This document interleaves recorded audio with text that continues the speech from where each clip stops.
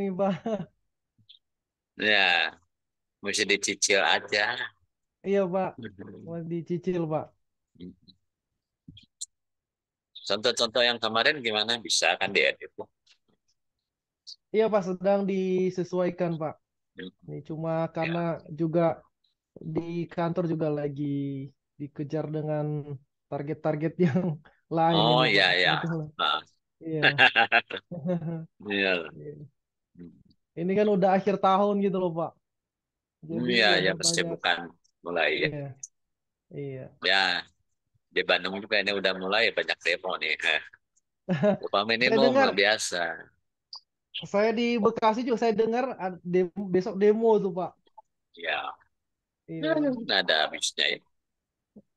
Mesti tiap tahun rame ya. iya, iya. Karena itu Nah, bertahan 15% kan permintaan pengennya buruhnya. 15%. Iya, Takutnya nanti malah lapangan kerja jadi makin susah ya. Banyak banyak perusahaan yang nggak sanggup kalau harus bayar segitu. iya. Kayaknya ya mungkin yang kalau bisa diganti mesin ganti mesin deh. Banyak karyawan jadi pusing gitu ya. Benar, Hmm. Jadi ganti benar Pak. mesin semua ya. Iya, Sekarang kan zamannya AI, Pak. iya. Ya, itu makanya harus diantisipasi sebenarnya ya harusnya kalangan pekerja. Keputusannya besok kan Pak ya? Iya, Paling lambat besok ya? besok gitu paling lambat. Iya. Untuk UMP ya, UMP. Kalau untuk UMK kabupaten kota 30 November.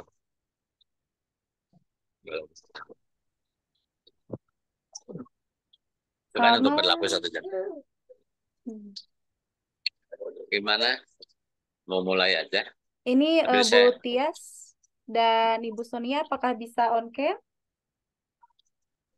Sebentar Bu, saya masih di luar, masih di jalan. Nanti saya akan join menggunakan laptop setelah sampai kosan mungkin ya Bu ya. Oh iya, Mohon izin ya baik-baik. Pak Dedeng. Ya, tidak apa-apa Ibu. Masih ada, masih ada 3 peserta lagi, Bapak. Apakah akan ditunggu dulu yang belum bergabung? kalau saya sih sebenarnya ini aja sih kalau ada break dulu paling gitu aja. Oh iya. Sekarang Oh ya, baik. Kalau begitu saya buka dulu saja ya, Pak ya. boleh boleh. Baik, selamat malam Bapak dan Ibu. Saya ucapkan selamat datang kembali untuk peserta program Professional Human Resource Manager batch 13. Bagaimana kabarnya? Pak Diman sepertinya sehat ya Pak ya? Baru semangat nih. Karena pertemuan Kelihat, terakhir malam kelihatannya aja ini. sehat Teman Bu. terakhir. Iya Pak. Tanggal 24 sudah per-assessment nih Pak, Bapak dan Ibu. Tanggal 24 November ya, hari Jumat. Baik, senang sekali rasanya pada malam hari ini saya kembali menyapa Bapak dan Ibu semua. Tugasnya sepertinya ini baru 3 orang, Pak, yang submit. Iya, baru Bu Tias, Pak Adin, dan Pak Diman nih. Mungkin yang lain bisa Bapak tanya-tanya nanti ya kendalanya di mana gitu. Ya, Nah, Pak Yanuar juga baru terpantau bergabung. Saya izin mengingatkan kembali Bapak Ibu bahwasanya itu penting sekali sebagai portofolio yang akan memudahkan asesmen. Oleh karena itu untuk Bapak dan Ibu yang belum melengkapi tugas-tugasnya, mohon untuk segera segera dilengkapi. Baik, pada malam hari ini kita akan melanjutkan pertemuan yang terakhir ya dengan Bapak Dr. Adat Dadang Budiaji. Dan pada malam hari ini Bapak dan Ibu akan belajar terkait materi mengelola komunikasi organisasi yang efektif bersama Pak Dadang. Baik, kalau begitu Bapak mungkin masih menunggu azan Isya ya Pak ya? kedengaran nggak ini selagi berlangsung? Nggak ya? Enggak terlalu sih Pak. Nah, Ya, masih oke. udahlah. Ya, baik kalau begitu silakan Bapak, Wina serahkan kepada Bapak untuk melanjutkan pertemuannya. Terima kasih Mbak Wina. Teman-teman semua. Assalamualaikum warahmatullahi wabarakatuh. Waalaikumsalam. Apa kabar sehatnya semua ya? Sehat. Alhamdulillah, diberi kesehatan.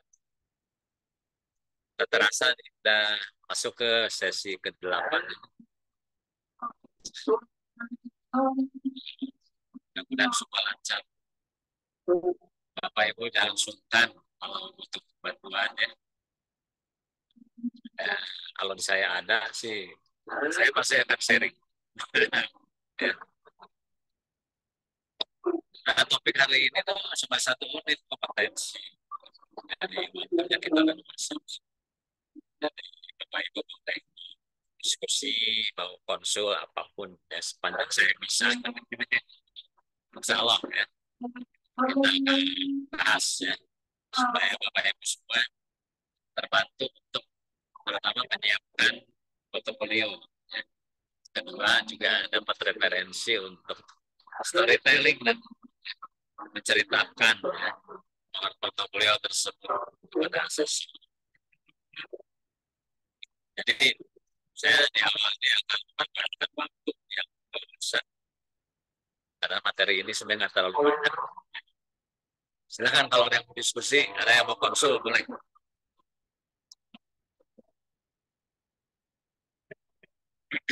Gimana suara saya? Jelas kan? Iya, Bapak, mohon maaf agak ngerebek gitu ya, Pak ya. Agak Oh, ngerebek ngerebek. ya, Bu ya. Ngerebek ya. Ngerebek ya. Orang Sunda bisa nih, Bapak. Aduh, punten. Coba saya ganti mic-nya ini. Tapi tadi mah lancar, Pak, Jadi bagus. bagus. Iya, Coba ini pakai yang ini nih. Eh,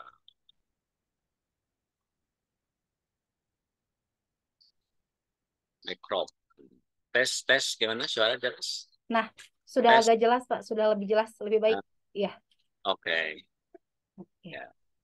Oke, ada yang mau tanya? Silakan. Mau diskusi apa?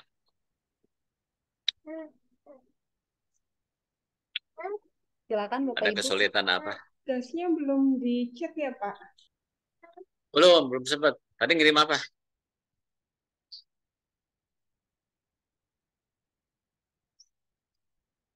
Halo, Mbak Iya, Pak. Satya. Iya, Ya, apa? Ada udah submit belum? udah. Oh, Udah udah. hari apa itu ya, Pak? Hari Sabtu kalau tidak salah. Tuh, ya. Iya. Nanti saya cek ya. Yang belum ini apa? PP gimana? PP itu gampang. PP atau PKB? Apalagi udah punya masukin aja. Paling tambahannya ya itu kayak dokumen-dokumen lah. Yang saya berikan contohnya kan kemarin ya, tinggal disesuaikan. Atau kalau misalnya nih yang terlibat dengan perundingan atau sosialisasi itu teman kita, ya kita minta aja arsip, ya kan? Paling tanya-tanya ini gimana prosesnya waktu itu, sehingga kita ada yang bisa diceritakan kepada asesor. Ya, itu yang saya kemarin sharing juga ada contoh-contoh kan dari beberapa perusahaan ya, contoh PP, contoh PKB. Tipikal sama ya gitu-gitu aja. Kalau yang apalagi yang sifatnya normatif kan standar. Yang normatif itu ya kayak pelaksanaan upah minimum, misal, ya, upah lembur, BPJS, THR, cuti-cuti, gitu, ya, kompensasi PHK, upah selamat sakit, ya itu udah sama. Ya. Rujukan hukumnya kan itu juga sama. Ya. Yang beda mungkin sih, yang sifatnya syarat kerja itu, yang tidak wajib, tapi mungkin kita perlu bikin gitu. Misalnya tentang transport, antar jemput, makan siang, ya. Baju seragam, tata tertib pelaporan hadir. Nah, itu kan sifatnya syarat kerja. Komisi, insentif, bonus, rekreasi, yang kayak gitu-gitu. Ya, sifatnya ya syarat kerja. Silakan maksimalkan waktu. Mungkin ada yang mau konsul, ada yang masih ragu-ragu apa. Mbak Setia yang ragu-ragu apa? Ada. Yang tugas 45 masih belum saya revisi, Pak. Belum sempat. 45. Iya. 45 Eh, yang 34. 34. 34. 34 itu apa? SOP 3. ya? 3 itu SOP sama ya, job grade ya. saya kurang SOP tentang rekrutmen, pelatihan, pengupahan. Itu sih. Mestinya ada, cuman masih belum sempat, Pak. Itu aja dimodif dari contoh yang kemarin. Saya sempat kirim ya contohnya. Iya. Contoh yang rekrutmen, seleksi, payroll, terus ya itu yang saya wajibkan itu saya udah kasih contoh. Ya. Tinggal Pak, dikembangkan aja. iya. Misalnya kalau tugas yang keempat itu di komentar Pak Dadang itu kan untuk komponen upah dan struktur sudah oke. Untuk kompilasi data upah, daftar upah yang ada, nama golongan, itu kalau misalnya tidak dapat dari kantor, itu boleh ini ya Pak ya, boleh tidak sama dengan kantor ya Pak. Ngambilnya dari mana? Maksudnya Kira-kira. itu saya inisial gitu Pak. Oh, inisial nggak apa? Ya, Dari nggak kantor aja, apa-apa tapi ya. namanya nggak usah dikeluarin. Oh gitu. Pakai inisial aja gitu, ya. Atau mau Oke, diubah namanya boleh. oke Kan Pak. sebenarnya tujuan itu tuh sebenarnya gini, mau melihat ya, kondisi pengupahan di kita itu sebenarnya wajar. Kalau saya Layak tidak enggak? wajar sih. Ya, maksudnya begini, kan cuma dua yang dianggap tidak apa ya, tidak sesuai. Iya, Ada yang kegedean upahnya, ada yang kekecilan. iya. Kalau saya sepertinya kurang. Kurang, kurang semua. Ya. Jadi mesti dinaikin semua sepabrik sekantor ya. Dinaikin semua. Ya Pak, kalau nanti saya udah lolos sertifikasi ini, mungkin saya bisa up ke kantor Pak. Oh, itu diajuin Berani, ya. iya. Saya udah lulus loh. Ya, Harus dinaikin dong, itu jangan ya. Paling tidak itu jangan apa kompetensi itu loh. iya. Iya, iya Pak. Terima kasih Pak. Pak Adin gimana Pak Adin? Lancar Pak? Silakan barangkali ada yang mau didiskusikan. Tugas ke-7, Pak. Tugas ke berapa nih? Yang talent mapping Tujuh. itu loh. Saya baru nyusun. Soalnya tempat saya Yang nggak 7 ada. PPKB ya, yang 7. Itu udah yang sebelumnya yang Nah. menyusun succession plan full. Oh, itu yang Masalahnya apa ada nggak dirilis. rencana Katanya nggak suksesi kerilis. ya. Iya, itu Itu baru ya nyusun. yang sama Pak Tri itu Iya, ya. sempat Betul, dari Rencana Pak betul. Tri. Nanti sukses. saya coba Iya. selesaiin cepatnya. Oh, lagi ada kerjaan juga dari kantor, Pak. Oh iya, iya. Nyambung tapi nyambung ya. Enggak. Nggak, jauh itu. Saya Suksesi mau itu. Ya, silakan. sorry, nanya di luar ini, Pak. Minta Boleh, pendapat boleh. aja. Hmm. Kalau untuk sales, itu Ya. misalnya dia tidak, ini kan sales kan pasti ada target ya, targetnya. Kalau apa namanya, untuk mekanisme kontrol terhadap kinerja sales yang tidak bagus itu enaknya kita atur di KPI atau kita buat di itu ya Pak ya, di PP kita bikinkan apa nama dokumen khusus yang kita lampirkan ke PP atau pakai SK ya Pak ya. Kalau sistem manajemen kinerja itu pasti KPI. KPI ya. Ya. Cuma kalau untuk dasar aturannya, kalau misalnya begini, misalnya di perusahaan Pak Adin itu, ya pimpinan mungkin ingin kalau ada sales misalnya ya prestasinya jelek, bisa nggak misalnya ada mekanisme disiplin, misalnya tidak tercapai target, nah itu ada kelalaian dari dia kan gitu ya. Ya itu mungkin misalnya harus diatur juga di PP, misalnya dapat pembinaan lah dalam bentuk surat peringatan. Ya. Tapi kalau Itu kan ditampilkan di KPI nggak apa-apa ya Pak ya. Misalnya kita taruh misalnya targetnya sekian ratus pieces dalam sekian apa. Kalau nggak capai berarti di KPI dikoneksikan harus dengan PP gitu. dicantumkan. Gitu. Kalau PP itu sebenarnya apa payung hukumnya lah, ya. Dasar aturannya. Jadi kalau misalnya kita memberi peringatan itu ada dasarnya.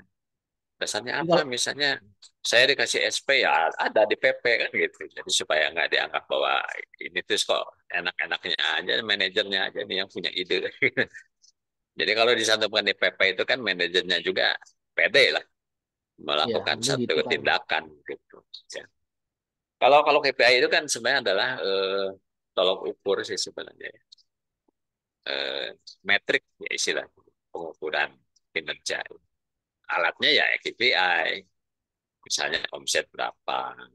Saya kira sales itu mungkin bukan omset aja ya, tapi juga piutang tertagih. Jadi jangan sampai jualan tapi pembayarannya macet. Hmm.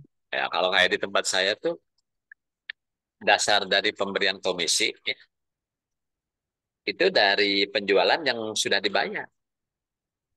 Oh, oke. Kan kebanyakan ya kalau kami di industri garment gitu ya, kan kayak toko-toko di daerah itu ngambil dulu barang Pak, ngambil dulu. Nanti Hmm. ada dua dua cara pembayaran, bisa cash. Cash itu juga Cash sebenarnya FO mundur gitu. seminggu 2 minggu lah sebenarnya sama cash itu ya. Tapi Hmm. kalau non cash itu bisa 3 bulan. Ya. Ya, betul. Nah itu Betul. kan tugas tugas sales juga memastikan bahwa toko-toko itu bayar. Kalau enggak, gimana dong ya? Kita mau ngasih komisinya dari mana uangnya kalau pembayarannya belum masuk? Ya, nah, salah satunya itu ya due date lah istilahnya ya, due date-nya, jatuh temponya, jadi pembayarannya masuk enggak. Kemudian yang berikutnya apalagi retur Pak, retur. Oh iya, retur. Kadang kan jualan banyak tapi retur juga banyak, ya ngapain? Barangnya balik lagi, konyol juga Iya, gitu ya nggak? Ya betul betul pastiin betul. aja bahwa Anda menjual itu menjual dengan berkualitas, bisa ditagih uangnya dan tidak ada retur idealnya, ya. Dan retur juga kan harus ada syarat dan ketentuan. Retur yang bagaimana yang bisa kita akomodir ya, betul nggak? Misalnya karena kita ada kelalaian dari perusahaan kita sendiri, mungkin ada produk cacat, ya, atau salah kirim, bisa bisa aja kan salah kirim. Kok saya nggak beli ini, kok dikirim ini ya dikembaliin kan? Gitu. Termasuk apa ya? Kalau di departemen store itu barang hilang Pak, Nah, itu barang hilang. mekanisme kontrolnya agak repot itu. Ya. Yang penting itu harus ini Pak, datanya harus update terus Pak. Iya, data di Oracle-nya. Iya, jadi kayak apa ya? Kalau kami di toko itu kan SO tuh harian Pak. Oh, Sebelum toko tutup tuh di SO. Kalau enggak kan bisa dibiarin aja sebulan gitu. Tapi tiba-tiba udah meledak Pak itu barang hilangnya. iya kalau retail Uh, cepat itu bisa bulanan ya, harian ya SO. Di kami iya, tuh SO kalau nggak salah tiap 3 bulan sekali. ya itu kalau di gudang kita sendiri Pak. Lah namanya di toko itu kan tempat terbuka, departemen store, ya kan? Betul. Dan berisiko karena yang namanya sindikat pencuri itu juga ada itu salah satu ancaman. Kadang-kadang kasihan sih buat SPG juga. Dia nggak ngambil kok, cuma karena jadi korban sindikat pencuriannya akhirnya ya dia harus ganti. Ya sekalipun ya harganya khusus lah. Dan untuk sanksi-sanksi kayak itu Bapak aturnya di PP ya, Pak ya? Atau di ada apa Di nota SOP kesepakatan ya Pak, di Sisdur SOP ya? ada. Oh, saya Ya, jujur aja ya berarti ya. di Sisdur aja. Dan mereka sebelum kerja dalam perjanjian kerja disantumkan Pak mengenai misalnya ganti rugi kayak gitu. Iya, ya, untuk Denda. sisi sales terutama ya. Supaya mereka juga mengerti bahwa pekerjaan ini ya ada risikonya, Ada risknya. sehingga mereka justru harus hati-hati betul. Pertama kan harus disiplin SO, ya kan? Kalau nggak disiplin SO, seminggu nggak di SO Pak. Ini tiba-tiba Udah. pas minggu minggu depan ketahuan barang hilangnya banyak gitu. Ya kan, ya itu susah memang. Memang ya untuk kan pencegahan itu lebih penting. Betul, betul. Ya udah Sepakat. hilang mah gimana? Kadang kita ngandelin pihak Dep Store juga misalnya buka CCTV atau apa juga kadang-kadang tidak semudah itu. Dan makan waktu juga gitu. Kecuali toko Jadi waktu. sendiri. Toko sendiri mungkin kita lebih bisa mengontrol lah kayak showroom ya. Jadi kalau kayak di Dep Store itu kita kan berbagai merek tuh jualannya rame-rame gitu di situ kan dan terbuka tempatnya Pak. Tapi kalau showroom Kalau showroom kan store in store istilahnya, ya, store in store. Jadi tokonya seolah-olah punya kita sendiri, jadi kasirnya kita sendiri, ya. Misalnya berapa meter square itu punya kita sendiri, CCTV kita yang pasang, gitu ya. Jadi yang pegang kunci juga kita, gitu. Itu lebih ini, cuma mahal yang kayak gitu tuh. Showroom tuh mahal, Pak. Mahal nyawa tempat, ya. Tuh kayak ukuran 4x4 aja berapa? Iya. Per tahun tuh Makanya, lumayan, ratusan juta. Apalagi di mall-mall yang top gitu, iya, ya. kalau udah masuk mau udah. Hmm. Makanya tidak semua merek sanggup punya showroom. Ya, Oke. Terima kasih Pak Dadang inputnya. ya, sama-sama. Silakan, mungkin yang lain mau tanya, Pak Yanuar, ada pertanyaan, Pak Yanuar? Oke, Belum, Pak. belum ya. Belum. Ya gitulah saya cerita kalau bisnis pakaian jadi ya, aparel tuh ya kayak gitu. Belum lagi masalah pemalsuan ya. Nah, kalau merek yang udah top kan pemalsuan salah satu ancaman juga. Online barang gila. Ya bisnis itu welcome to the jungle ya gitu, bisnis itu ya ternyata keras gitu. Ya. Oke, saya sharing aja dulu deh, hari ini kita bicara membangun komunikasi organisasi yang efektif ya. Tapi sebelum ke situ saya storytelling aja dulu cerita ya. Slide-nya kan udah dapat, gitu-gitu aja sih. Nah, saya flashback ke belakang lah. Pertama kali saya kerja tahun 90. Mbak Wina udah lahir tahun 90. Belum ya, saya udah kerja. Tahun 90. Wina baru lahir 99, Pak. Oh, 99. Aduh, Gen berarti saya Z. udah tua kalau gitu. Saya Gen Z. generasi X. Dia tahun 90 saya kerja pertama kali itu di perusahaan tekstil. Cukup gede. Sekarang mungkin 28 hektar. Jadi kalau antar unit itu pakai sepeda. Nah, jadi hari pertama itu biasalah orientasi ya. Orientasi, kenalan sama teman-teman sih. Teman-teman departemen sama seluruh departemen itu yang seluas puluhan hektar itu jalan-jalan itu. Ya, tapi nggak pakai sepeda karena saya ingin masuk ke ruangan kan ngobrol dengan kepala bagian kayak gitu. Nah, itu kan biasalah standarnya ya, orientasi karyawan baru kan berkenalan, gitu kan? Kemudian masuk ke berbagai departemen, melihat proses kerja. Saya tuh seumur-umur belum pernah masuk pabrik tekstil, baru kali itu. Saya ingat 1 Mei tahun 90 itu hari buruh ya. Dulu mah nggak diperingati, dulu mah. Sekarang aja ramai diperingati. Jadi saya kalau 1 Mei itu saya ulang tahun masa kerja gitu. Jadi saya udah 33 tahun lebih, nggak kerasa. Nah, waktu saya masuk ke area pabrik itu kan ya berbagai building kan banyak di situ ya. Kami ke tekstil kan dari mulai pabrik gudang bahan itu benang ya kalau tekstil. Benang sama gudang obat itu kalau di inputnya sendiri ya. Kemudian ada yang namanya persiapan tenun, ya. Kemudian tenun, kemudian ada celup, ada printing, ya. Sampai ke inspection di ujung. Jadi integrated ya. Coba nggak ada spinning, nggak ada pemintalan. Jadi kami beli benang. Gitu ya. Outputnya kain, outputnya kain. Jadi bukan garment. Kalau garment kan outputnya pakaian jadi. Ya. Nah, saya pas masuk ke area pabrik itu saya lihat ada ini eh papan pengumuman tuh kayak majalah dinding gitu. Ya.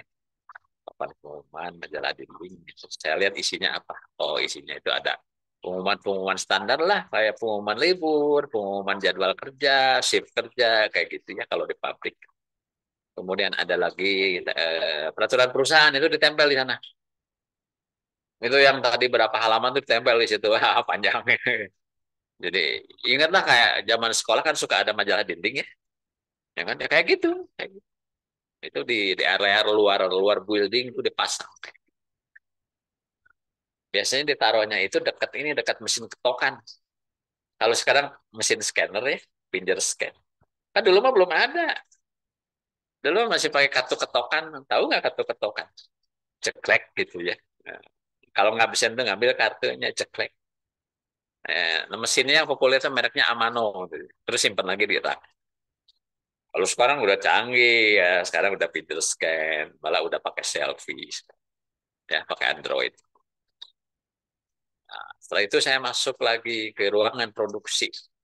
Nah, biasanya kalau di ruang produksi itu sebelum masuk ke area pabriknya sendiri, di situ pun juga dipasang sih ada mesin ketokan itu tadi untuk ngabsen. Dan di dekat mesin absen itu ada juga pengumuman tuh.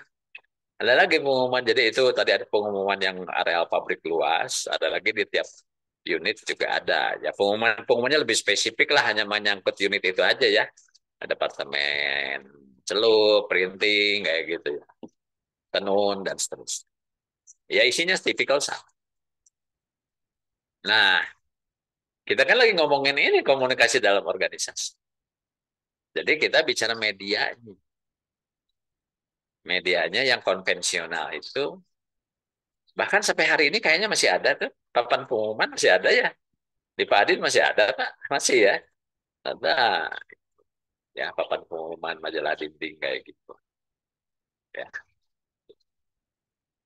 Nah kemudian jalan lagi keliling terus dan ternyata di bagian produksi tertentu ya konten. Nah ini bicara konten. Konten yang ada di majalah dinding atau papan pengumuman itu bukan cuma masalah kepegawaian. Ternyata ada juga tuh info-info tentang produksi. Ya, misalnya pencapaian target kayak gitu ya. Tapi kalau itu memang di dalam pabriknya gitu. Karena kebetulan di tempat saya dulu itu kan pengaruh manajemen Jepangnya menonjol karena ditongkrongin terus sama konsultan orang Jepang gitu ya. Bisa 4-5 orang tuh konsultan dari Jepang. Jadi gaya gaya manajemen pabrik di Jepang itu memang kerasa betul gitu. Ya. Jadi yang namanya informasi tentang produktivitas, kualitas itu tuh ada di situ. Itu kan menunjang juga kan untuk kontrol ya, untuk kontrol ya, tercapai enggak. Nah, itu yang saya temukan di pabrik tekstil pertama kali saya kerja. Jadi kita bicara medianya apa? Jadi media yang populer dan ini konvensional sebenarnya. Ya majalah dinding, papan pengumuman. Kemudian saya temukan juga ada kotak, kotak yang diperuntukkan untuk memasukkan surat. Tapi jelas surat itu sebenarnya hanya untuk menampung surat lamaran gitu. Lamaran. Jadi waktu itu kami yang menggunakan strategi perekrutan itu sebenarnya referensi. Jadi lewat orang dalam. Ya. Karena nyari nyari operator ya, operator pabrik tekstil. Terus pasang di koran mah nggak akan dapet, nggak akan dapet. Jarang banget yang ngelamar itu pegawai pabrik itu buka koran itu terus ngelamar jarang. Justru lebih efektif itu adalah lewat karyawan kita sendiri. Iya, tinggal umumin aja nih ada lowongan, misalnya syaratnya apa, silakan kalau ada yang mau nitip ya tinggal masukin aja tuh ke kotak tadi. Jalur orang Ya, dalam ya, Pak. dia orang dalam. Ya, tapi harus lulus tes tentu ya, tidak berarti bahwa mereka seenaknya bawa kudu lulus ya, enggak lah. Gitu. Kan ada syaratnya dong. Kalau di pabrik tekstil itu dulu kan untuk cewek aja minimum tinggi badan 155. Ya, kan pabrik tekstil itu banyak mesin-mesin yang harus orang yang dengan tinggi badan tertentu gitu. Bisa. Kalau enggak, masa mesti pakai jojodog? Ya, kalau orang sudah bilang mah pakai jojodog begitu ya. Oh, ya harus tinggi sekian minimal 155. Cowoknya juga begitu. Minimal 160. Usia juga kita batasi. Ya, ya tipikal kayak gitulah. Ya, sekalipun sekarang mungkin bisa dikritisi bahwa itu tuh sebenarnya mungkin melanggar kesannya diskriminatif atau. Tapi di Indonesia kan nggak begitu inilah ya soal masalah-masalah itu ya. Kecuali menyangkut sara ya, suku, agama, ras, antar golongan. Nah, kalau tadi yang namanya papan pengumuman atau majalah dinding itu lebih kepada eh, konten menyangkut kepegawaian dan tentang produksi itu yang disampaikan dari perusahaan kepada karyawan. ya kan? Jadi itu komunikasi yang sifatnya sepihak, bukan sepihak apa ya? One way, satu jalur, ya, satu jalur. Ya. Nah, tapi kalau yang tadi itu kotak lamaran, kan? Ya. Jadi cuma titip aja sih sebenarnya. Nah, yang kayak gitu. Waktu itu kan tahun 90-an itu perkembangan software komputer juga belum terlalu gimana lah. Waktu itu ngetik-ngetiknya masih pakai WS itu WordStar, masih ingat nggak WordStar? Lotus, ya. Oh, zaman itu mah belum ada Microsoft, ya. Masih berbasis DOS, ya. Masih berbasis. Disketnya itu yang tipis. Terus berikutnya ada yang agak tebal dikit ya. Sekarang udah nggak ada ya. Nah, nostalgia sedikit. Nah, itulah kurang lebih. Terus ada lagi ya, kalau bicara media komunikasi itu, misalnya nih, ada yang telepon ke saya dari luar pabrik, misalnya dari instansi, dia penakar, telepon, itu tuh memanggil itu lewat ini, apa ya, istilahnya mah, dulu mah ada telepon atau PAPX atau apa ya istilahnya. Jadi kedengaran semua itu. Pada dang ada telepon di line sekian, kayak gitu, ya. Jadi, diumumin kayak gitu. Jadi, ya komunikasinya kayak gitu lah. Nah, saya di tekstil itu dari 90 sampai 97 tuh, ya. Nah, tahun 97 saya pindah kerja ke perusahaan garment. Sama seperti biasa. Hari pertama, hari kedua tuh kita jalan-jalan dulu tuh. Belum kerja. Kenalan aja orientasi kan gitu. Ya. Saya nemukan hal yang sama. Jadi sebenarnya tipikal sama ya majalah dinding kayak gitu. Ya. Cuma kotaknya rada beda nih. Kalau tadi kan kotak lamaran tuh. Di garment ini ya di sini tempat saya sekarang ya dulu itu kotak saran. Jadi kalau misalnya ada karyawan mungkin ingin menyampaikan saran atau mau komplain gitu ya, itu tinggal ngisi formulir, masukin ke kotak itu. Ya, ya, kelihatan nggak pakai kaca gitu ya. Jadi kalau ada yang masukin surat tuh tahu gitu, oh ada surat masuk. Nah itu yang agak beda itu. Jadi itu lebih kepada apa ya media yang kontennya itu misalnya karyawan ingin menyampaikan satu keluhan, ya, gunakanlah itu. Nah yang berikutnya yang beda nih. Kalau dulu waktu di tekstil ya, nggak ada yang namanya musik di ruang produksi, nggak ada. Ya. Tapi di garment, dan saya lihat tipikal kok sama ya di garment lain juga, karena saya juga suka lihat-lihat punya teman di perusahaan lain. Ternyata itu orang sambil kerja itu sambil dengerin musik gitu. Ada sound system gitu ya di area pabrik gitu ya. Jadi supaya mereka kerja itu sambil bersenandung dengerin musik gitu. Ya biar nggak boring atau biar nggak kerasa gitu ya kerjaan.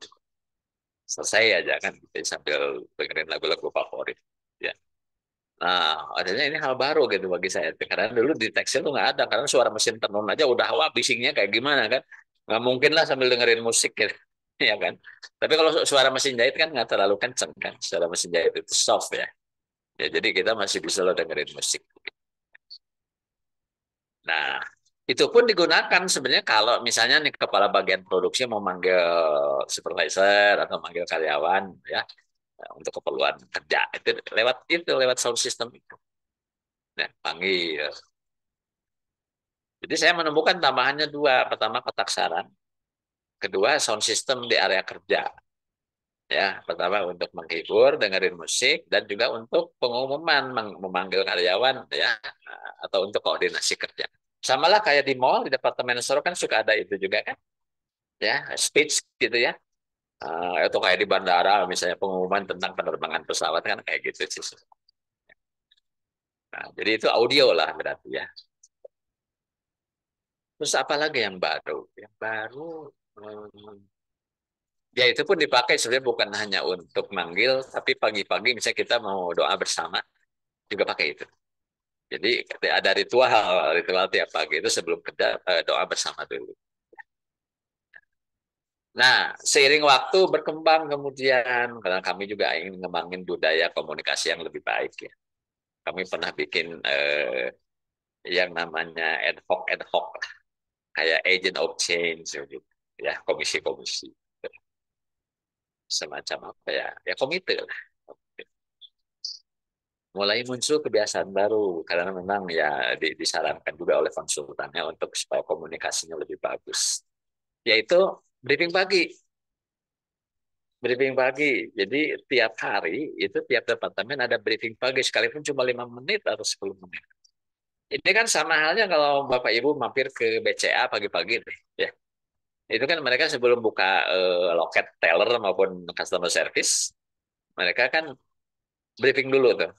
Doa bersama, terus ada sedikitlah briefing gitu ya, kata-kata motivasi dan koordinasi kerja misalnya tentang kerjaan kemarin dan hari ini mau ngapain. Nah, kami juga mulai menerapkan itu. Dan teknisnya itu bergilir ya, bukan cuma kepala bagiannya aja yang ngomong itu semua. Jadi acaranya ada doa bersama ya, ada sharing inspirasi ya, dan koordinasi kerja. Gitu. Jadi kalau di tiap departemen setiap pagi, tiap pagi. Tapi ada juga yang mingguan. Nah, kalau yang mingguan tuh semuanya kita punya areal lah, lapangan dan jalan yang bisa diisi oleh orang, 1.000 orang bisa masuk lah, ya di tempat saya itu. Jumat pagi itu kami ada pertemuan briefing pagi mingguan. Acaranya apa? Doa bersama, sharing inspirasi, pengumuman, dan senam pagi. Senam pagi. Itu waktunya bisa sampai ya maksimum 30 menit. Ya kebetulan diizinkan sih oleh manajemen gitu ya. Sekalipun kadang-kadang pengusaha suka hitung-hitungannya tajam loh. Waduh, ngabisin waktu nih kerjaan gimana gitu. Tapi ternyata pimpinan mengizinkan karena nilai itu juga penting. Dan itu juga bergilir yang ada dibikin panggung kecil gitu. Nanti siapa yang jadi instruktur senam, karena di kami juga adalah orang-orang yang jago senam bisa jadi instruktur gitu. Kemudian untuk sharing inspirasinya, itu tiap departemen bergilir. Jadi itu ternyata anak-anak senang. Jadi mereka bisa, pertama ya bisa olahraga, bisa silaturahmi, seminggu sekali dengan bagian-bagian yang jarang ketemu gitu. Ya seminggu sekali ya ketemu gitu ya. Kayak kita sekolah lah dulu kan juga suka senam pagi kan. Tapi biasanya Senin ya kalau dulu ya zaman sekolah senam pagi. Nah, kenapa saya cerita ini biar lebih membumi ya teman-teman semua. Karena kan kita lagi ngomongin komunikasi efektif dalam organisasi. Ternyata sebenarnya hal-hal yang sederhana yang mungkin di tempat Bapak Ibu juga sebenarnya sudah jalan. Tinggal bagaimana kita ini mengoptimalkan media yang udah kita punya ya. Dari mulai majalah dinding, kotak saran, ya, briefing pagi, audio di pabrik misalnya atau di perkantoran kita, ya, itu bisa dimanfaatkan. Berikutnya mulai masuk ke era digital ya. Kami udah mulai pakai misalnya satu software yang namanya Shopbox. Ya. Shopbox itu kayak WhatsApp gitu, ya. Kayak WhatsApp tapi internal. Internal perusahaan aja antar departemen, antar ruangan, antar PC ya, antar komputer itu terkoneksi. Jadi di situ kita bisa koordinasi dengan teman-teman yang kita berhubungan dengan bagian mana, urusan data, urusan laporan, ya, pengupahan, dan lain-lain. Itu bisa lewat situ. Karena seperti hanya WhatsApp, ya, kita juga bisa kirim data. Apakah itu file, apakah itu gambar, gitu ya. Jadi bisa cepat sekali. Dan itu lebih lebih safe sebenarnya ya, karena itu tidak seperti WhatsApp yang terbuka, kan, publik. Gitu ya. Kalau Softbox itu kan eksklusif, jadi hanya untuk karyawan kita aja gitu. Ya itu sampai hari ini kita pakai itu. Cuma sekarang pun ternyata kemudian bergeser ya pakai WhatsApp juga sebenarnya. Ya, mungkin di tempat Bapak Ibu juga sama. Itu kita mungkin punya 10 atau lebih grup ya. Grup ada grup manajer, grup per departemen, gitu. Ada grup geng, ada geng futsal, geng apa, ya geng motor gitu ya. Macam-macam itu ya. Ada yang kerjaan, ada yang hanya hobi gitu kan. Ada geng-geng sepak bola atau apa. Tapi ya kita melihat bahwa itu juga cukup bagus karena yang kami rasakan juga itu lumayan sih untuk koordinasi kerja ya cepat cepat banget ya sama halnya seperti kita ya di training kita ya kan pakai grup WhatsApp juga gitu untuk melakukan koordinasi Jadi WhatsApp pun sebenarnya adalah satu alternatif yang cukup efektif ya, sebagai media untuk kita melaksanakan komunikasi. Ya, dan ya tanpa disadari kita sudah memanfaatkan WhatsApp ini. Luar biasa sekali. Mempercepat koordinasi. Ya kuncinya apa? Harus dibuka WhatsApp-nya gitu ada sih. Yang sering bikin kita kesel itu apa? Kamu tuh anggota WhatsApp tapi cara muka WhatsApp gitu ini gitu. Ya enggak? Nah, ini jadi kayak belaga pilon. Nah, apa sih katanya? Lah kamu nggak buka WhatsApp nih. Ya kan? Hanya kuncinya itu sih sebenarnya ya. Jadi kita punya sistem yang canggih sekalipun kalau orangnya nggak care ya susah. Ya, ya harus dibuka lah. Nah, kurang lebih itu ya karena kita mengelola komunikasi di era digital ini sudah beragam instrumennya, medianya, ya termasuk web atau aplikasi. Di tempat saya mungkin yang paling baru itu adalah yang namanya ESKO. SKO itu singkatan dari surat keluar orang. Jadi itu sebenarnya prosedur izin izin keluar atau izin nggak masuk kerja. Jadi kami sudah digital juga. Jadi di web itu kita berikan fasilitas. Misalnya nih, Mbak Setia tuh hari ini nggak besok misalnya rencana mau telat karena mau bawa anak ke posyandu misalnya gitu ya. Itu tinggal buka web itu. Isi aja di situ. "Oh, besok saya izin akan terlambat 1 jam karena mungkin bawa anak dulu ke posyandu ya atau mau ngantar anak ke sekolah apa. Nah nanti di approve sama atasannya langsung di situ juga. Jadi nggak pakai kertas gitu. Jadi udah nggak perlu pakai kertas. Itu kan mempercepat. Sehingga data yang masuk ke payroll itu cepat banget gitu. Karena tidak lagi mengenal batasan ruang dan waktu. Ya kan? Kadang tengah malam pun masih bisa ya, tinggal atasannya aja itu masih melek nggak, gitu kan? Ya. Dan sebelum ini kita siapkan juga sih ada fasilitas WhatsApp juga untuk mengkonfirmasi ke atasannya, misalnya bahwa kita minta izin, gitu. Jadi minta di approve.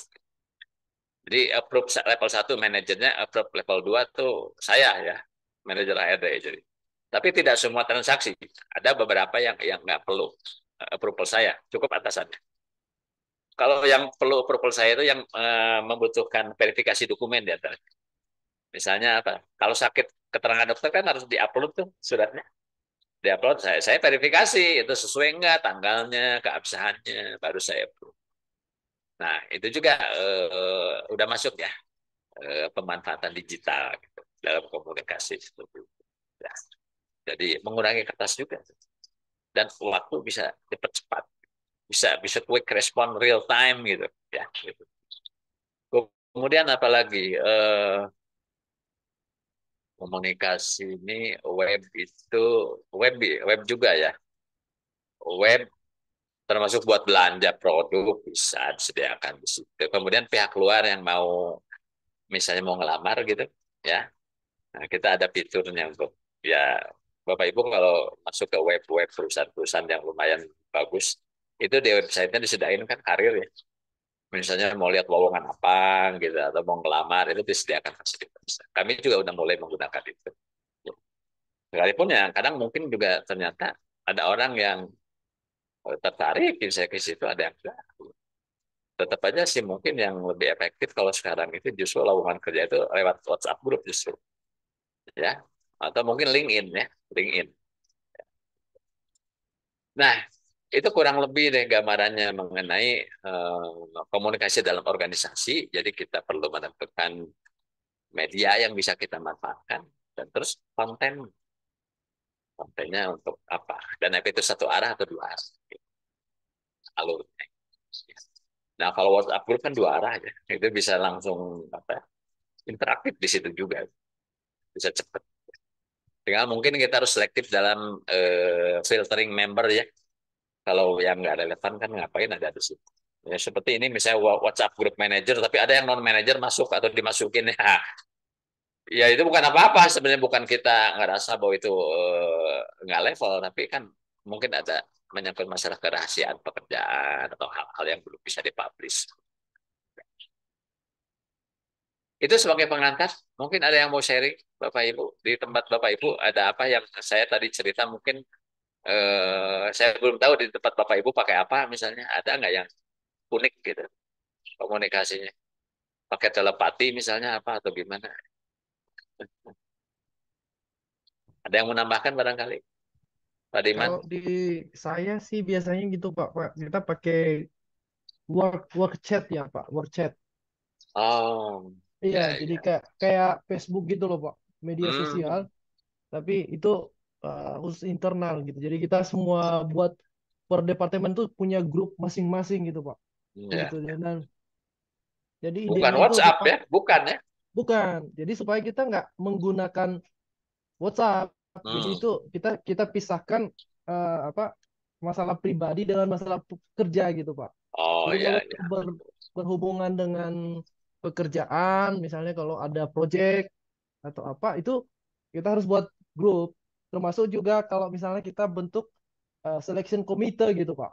Selection Ya, committee-nya, ya. jadi dia ya buat grup itu, grup chat Hmm. itu. Dan termasuk kayak pengumuman-pengumuman, sosialisasi, Ya, itu kita lakukan di situ Pak. Jadi kita nggak punya mading atau mading ada, tapi kurang efektif. Jadi kita memakai itu biasanya Pak. orang udah jarang jalan-jalan lihat mading ya, nggak kayak dulu. Ya. Sekarang mah tinggal buka itu aja di PC mereka ya, komputer mereka. Iya, Ya, di itu juga eh, bisa ya handphone Pak, ada aplikasinya gitu Pak. ya. Jadi udah terkoneksi Itu gitu. web berbasis web ya itu ya, berarti. Atau aplikasi sendiri Pak. Itu sama kayak Facebook Pak. Itu Hmm. hanya Facebook gitu Pak. Ya, Work ya. chat. Webchat. Iya, Ya.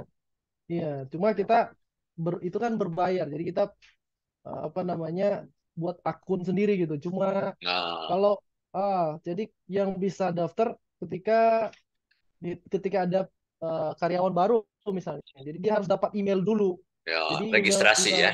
registrasi email perusahaan dia baru Ya. bisa masuk join di grup itu Pak. Hmm. Gitu. Dan itu aman ya dari kebocoran ya, karena lebih eksklusif ya. Harusnya sih gitu Pak ya. Harusnya gitu. Jadi Karena digunakan internal. bersifatnya bukan publik begitu ya. Benar, benar. Jadi orang-orangnya itu aja, kita aja gitu. Ya, Jadi yang harus betul. di-invite dulu. Gitu, nggak bisa pakai email yang biasa yang Gmail atau yang lain Ya, gitu Pak. betul. Gitu. Harus domain perusahaan ya ininya ya, Harus email. harus domain perusahaannya. Benar Pak. Ya. Ya memang satu hal yang merupakan satu risiko ya di era digital itu kebocoran data.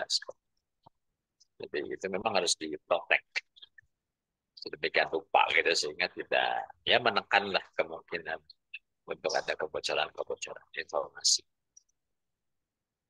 Kemudian Apalagi kita kita juga belum pakai ya. itu Pak, pakai high risk gitu Pak. Jadi Ah, kalau sekarang kita pakai aplikasi untuk presensinya gitu Pak. Jadi di situ ya, ya. kebetulan kita pakai ada aplikasi namanya Benefit gitu. Bukan Benefit, Grid Day, Grid Day. Saya kurang tahu apa Bapak tahu ya. Itu Jadi di buat situ apa? Buat kehadiran ya? Betul, betul. kehadiran terus juga semua sistem misalnya cuti, izin dan Pakai itu ya. kita nggak pakai kertas lagi. Jadi dia udah Hmm, di mana saja dia bisa apply di situ. Dia mengajukan karena udah ada formnya di situ. Terus juga ya, ngelink dengan eh, head departemennya. Jadi kita ya, udah ya, bisa disetting juga siapa yang approve gitu ya, di situ. ya. Nah, di Bagus situ Pak, bisa berarti udah udah digital berarti ya. oh gitu Pak. Itu di situ juga bisa di kasih pengumuman Pak. Jadi dia bisa lihat semua gitu ya pengumuman. Jadi Iya, kita bisa share bisa. pengumumannya di situ. Bagus, terima kasih Pak Diman udah sharing. Teman yang lain mungkin ada yang mau sharing mengenai media dan konten yang bisa kita gunakan untuk komunikasi organisasi. Apalagi selain yang konvensional itu, yang kayak mading, kayak gitu ya, kotak saran.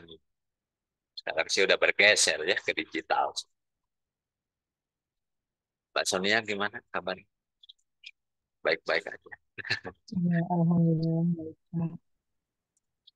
Ada yang mau ditanyakan atau sharing soal komunikasi? Gimana? Komunikasi. Saya tadi kan di jalan, jadi kurang begitu menyimak apa aja yang digunakan, yang sudah disebutkan.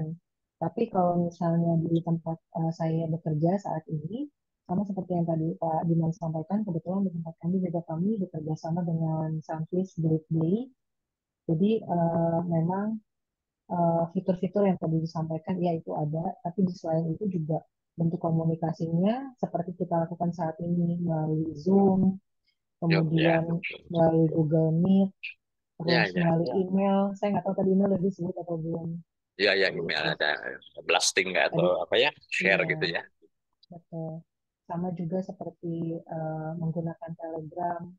Terkadang kan kalau misalnya menggunakan WhatsApp kan itu memakan kuota atau apa ya namanya space yang besar. Hmm, Terus kalau dulu di WhatsApp itu kan ada batasan untuk pengiriman data, sedangkan ya, kalau di Telegram itu lebih luas. Jadi kita ada yang menggunakan Telegram, ada yang menggunakan WhatsApp juga, begitu sih. oh ya. Cuma saya Telegram kurang populer kali ya. Malah kelebihannya juga banyak ya. Iya, Iya, iya. Betul ya, melengkapi. Makasih nih Mbak Sonia udah melengkapi ya. iya, Telegram juga sama-sama. alternatif. Email juga memang ya. Apalagi punya domain sendiri kan emailnya. Dan itu eksklusif di dalam apa korporasi kita sendiri aja kan. Kemudian apa tadi itu yang Zoom ya benar memang ya. Sekarang udah mulai ini kita kalau memang males untuk keluar ruangan apa udah meetingnya di Zoom. Gitu, betul. Apalagi waktu kemarin pandemi ya. Meeting masih bisa jalan gitu. Sekalipun yang orangnya sebagian ada di rumah. Jadi masih bisa itu. Betul. Sekarang ya kayak gini sekarang ya. Sertifikasi aja pakai Zoom ya enggak.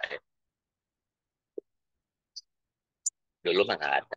Dan sebenarnya kan untuk uji kompetensinya untuk Zoom ini juga itu harus pengawasan khusus. Enggak semua dibolehkan. Makasih Pak Sonia udah sharing. Ya, tadi yang saya sharing dan kemudian Anda lengkapi itu adalah fenomena dan fakta-fakta yang terjadi di seputar bagaimana kita mengelola organisasi, komunikasi dalam organisasi secara efektif. Oke, saya sharing dulu karena ini kan kita dalam rangka untuk menyiapkan diri untuk uji kompetensi dan basisnya itu adalah SKKNI, maka nah, kembali ya saya harus menyampaikan kisi-kisinya itu sesuai dengan SKKNI ya kembali ke sini. Jadi ada dua elemen kompetensi. Yang pertama adalah menentukan konten dan media komunikasi efektif. Jadi dua hal, kontennya dan medianya. Jadi saya kira memang yang pertama itulah kontennya dulu. Ini mau ngomongin apa gitu ya? Apakah konten yang sifatnya umum atau agak sensitif? Apakah ini bidang kepegawaian atau bukan kepegawaian kan gitu? Kita bicara konten. Kedua, media yang efektif apa? Gitu. Bisa jadi media yang efektif justru tatap muka, bisa ya. Misalnya kalau yang disampaikan sifatnya personal. Nah, untuk elemen kompetensi yang pertama ini terdiri dari dua kriteria unjuk kerja. Ya, yang pertama ini poin 11. Konten dan media komunikasi yang sesuai diidentifikasi berdasarkan kebutuhan organisasi.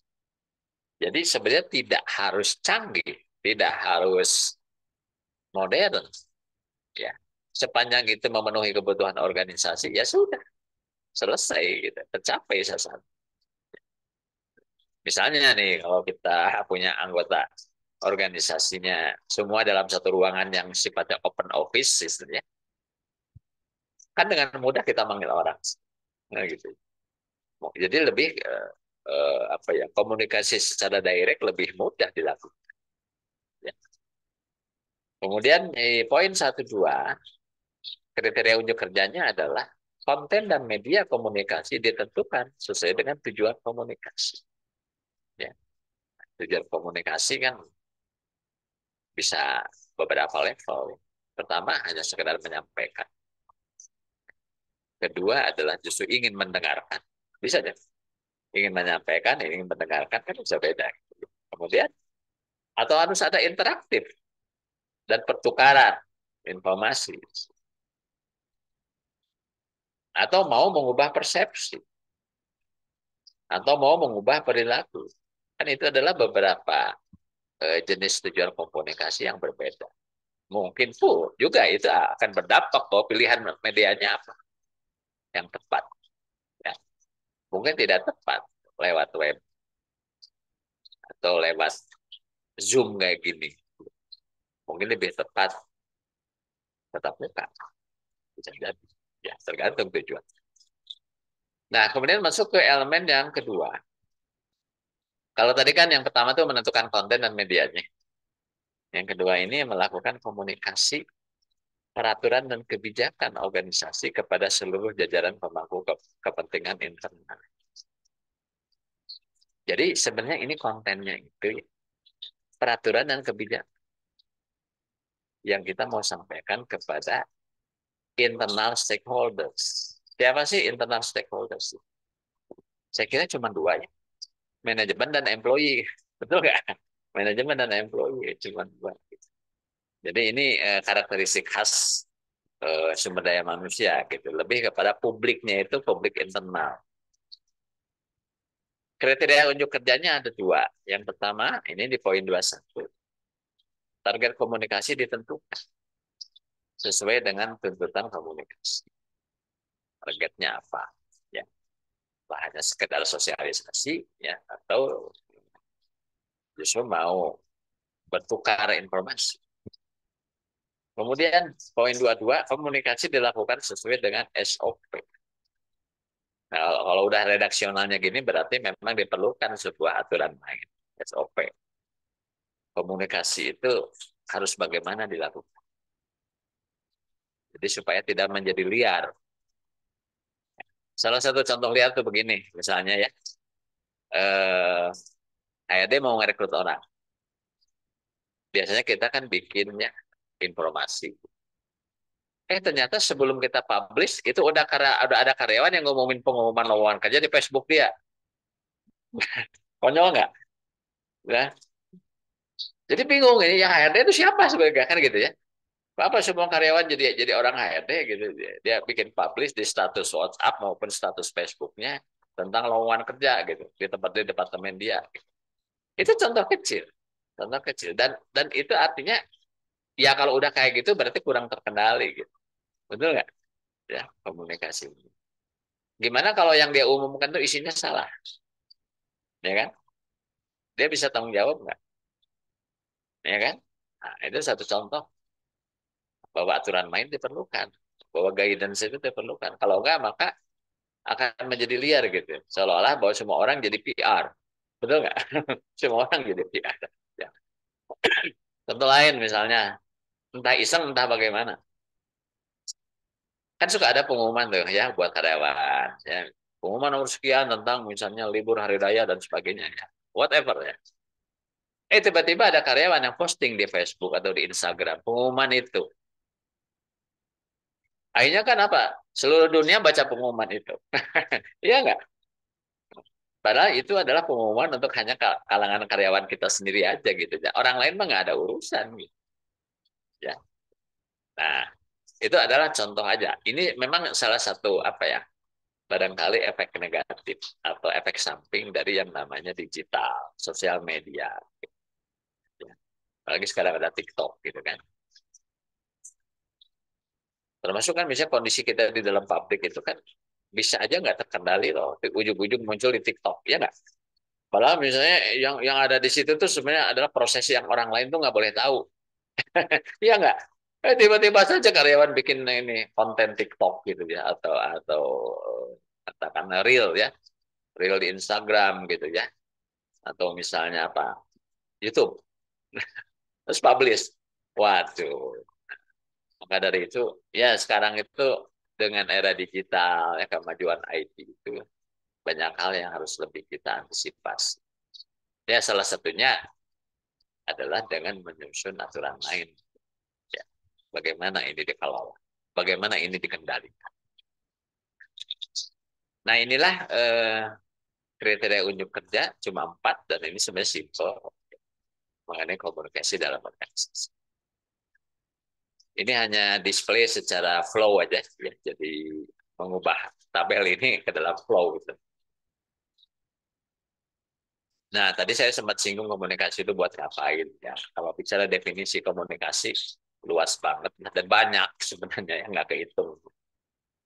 Ya, tapi mungkin ini adalah satu perumusan definisi yang sederhana.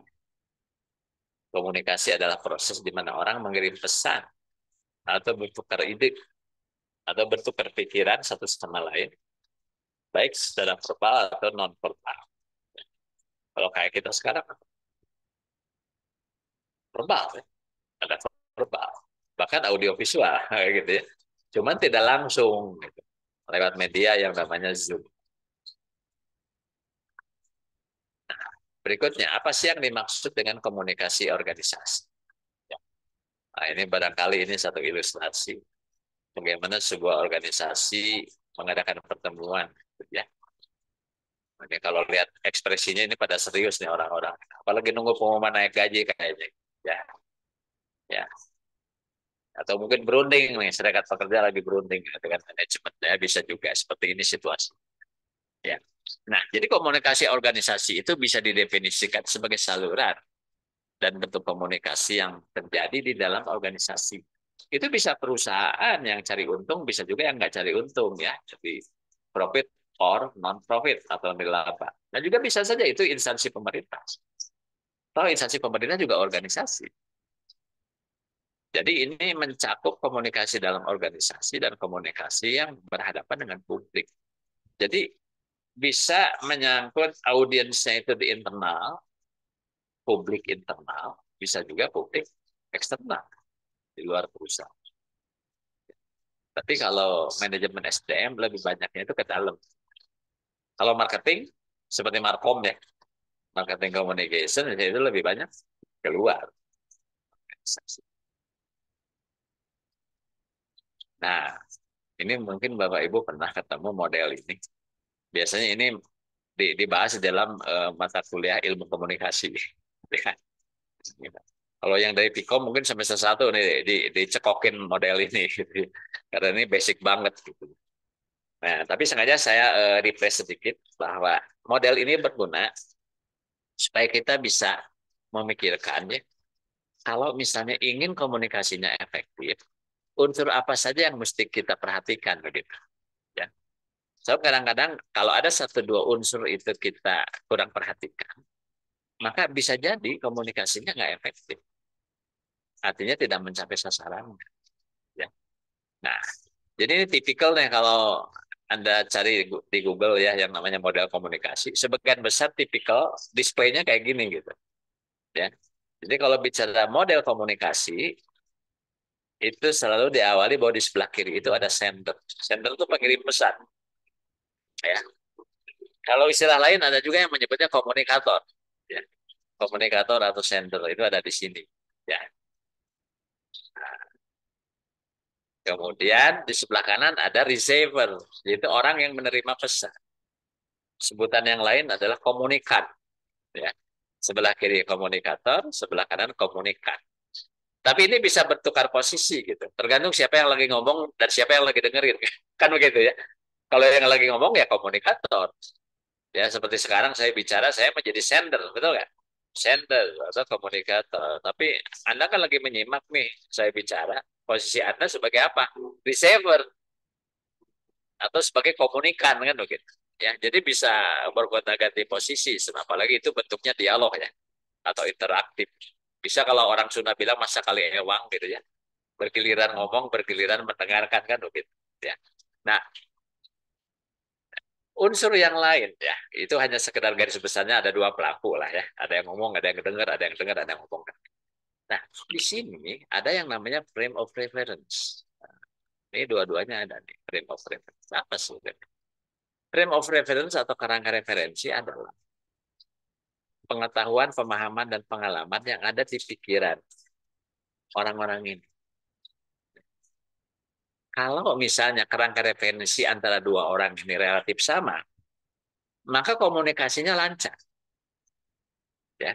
Karena apa yang lagi diomongin itu, pihak yang mendengar itu sudah ada kerangka referensinya. Di dalam pikiran dia itu sudah ada pengetahuan dan pengalaman yang sejenis. Sehingga nyambung. Istilahnya kan begitu ya. Misalnya nih, orang psikologi ngobrol dengan orang psikologi kan nyambung. ya kan? Tapi kalau orang psikologi ngomong ngobrol dengan orang akunting mungkin dalam beberapa hal nggak nyambung, kan gitu. Itu yang disebut kerangka referensi. Nah, jadi satu hal penting catatan ya dari aspek kerangka referensi adalah begini. Apabila orang-orang yang sedang berkomunikasi ini memiliki kerangka referensi dalam pikiran mereka itu relatif sama, maka tujuan komunikasi lebih mudah dicapai. Apa sih tujuan komunikasi? Memindahkan pemahaman, betul nggak? Apa yang saya pahami pindah ke Anda. Nah, kalau udah pindah, berarti tujuan komunikasinya tercapai. Betul nggak? Jadi semacam pengkloningan gitu ya. Pemahaman saya dikloning sehingga Anda pun memperolehnya gitu. Ya kan? Kebayang nggak kalau misalnya ada orang diberi misalnya pelajaran tentang ilmu manajemen misalnya. Tapi orang yang dengerin ini nggak pernah dengar yang namanya seluk-beluk manajemen atau nggak pernah mendengar pengetahuan dasar tentang manajemen. Pasti relatif lebih sulit, betul nggak?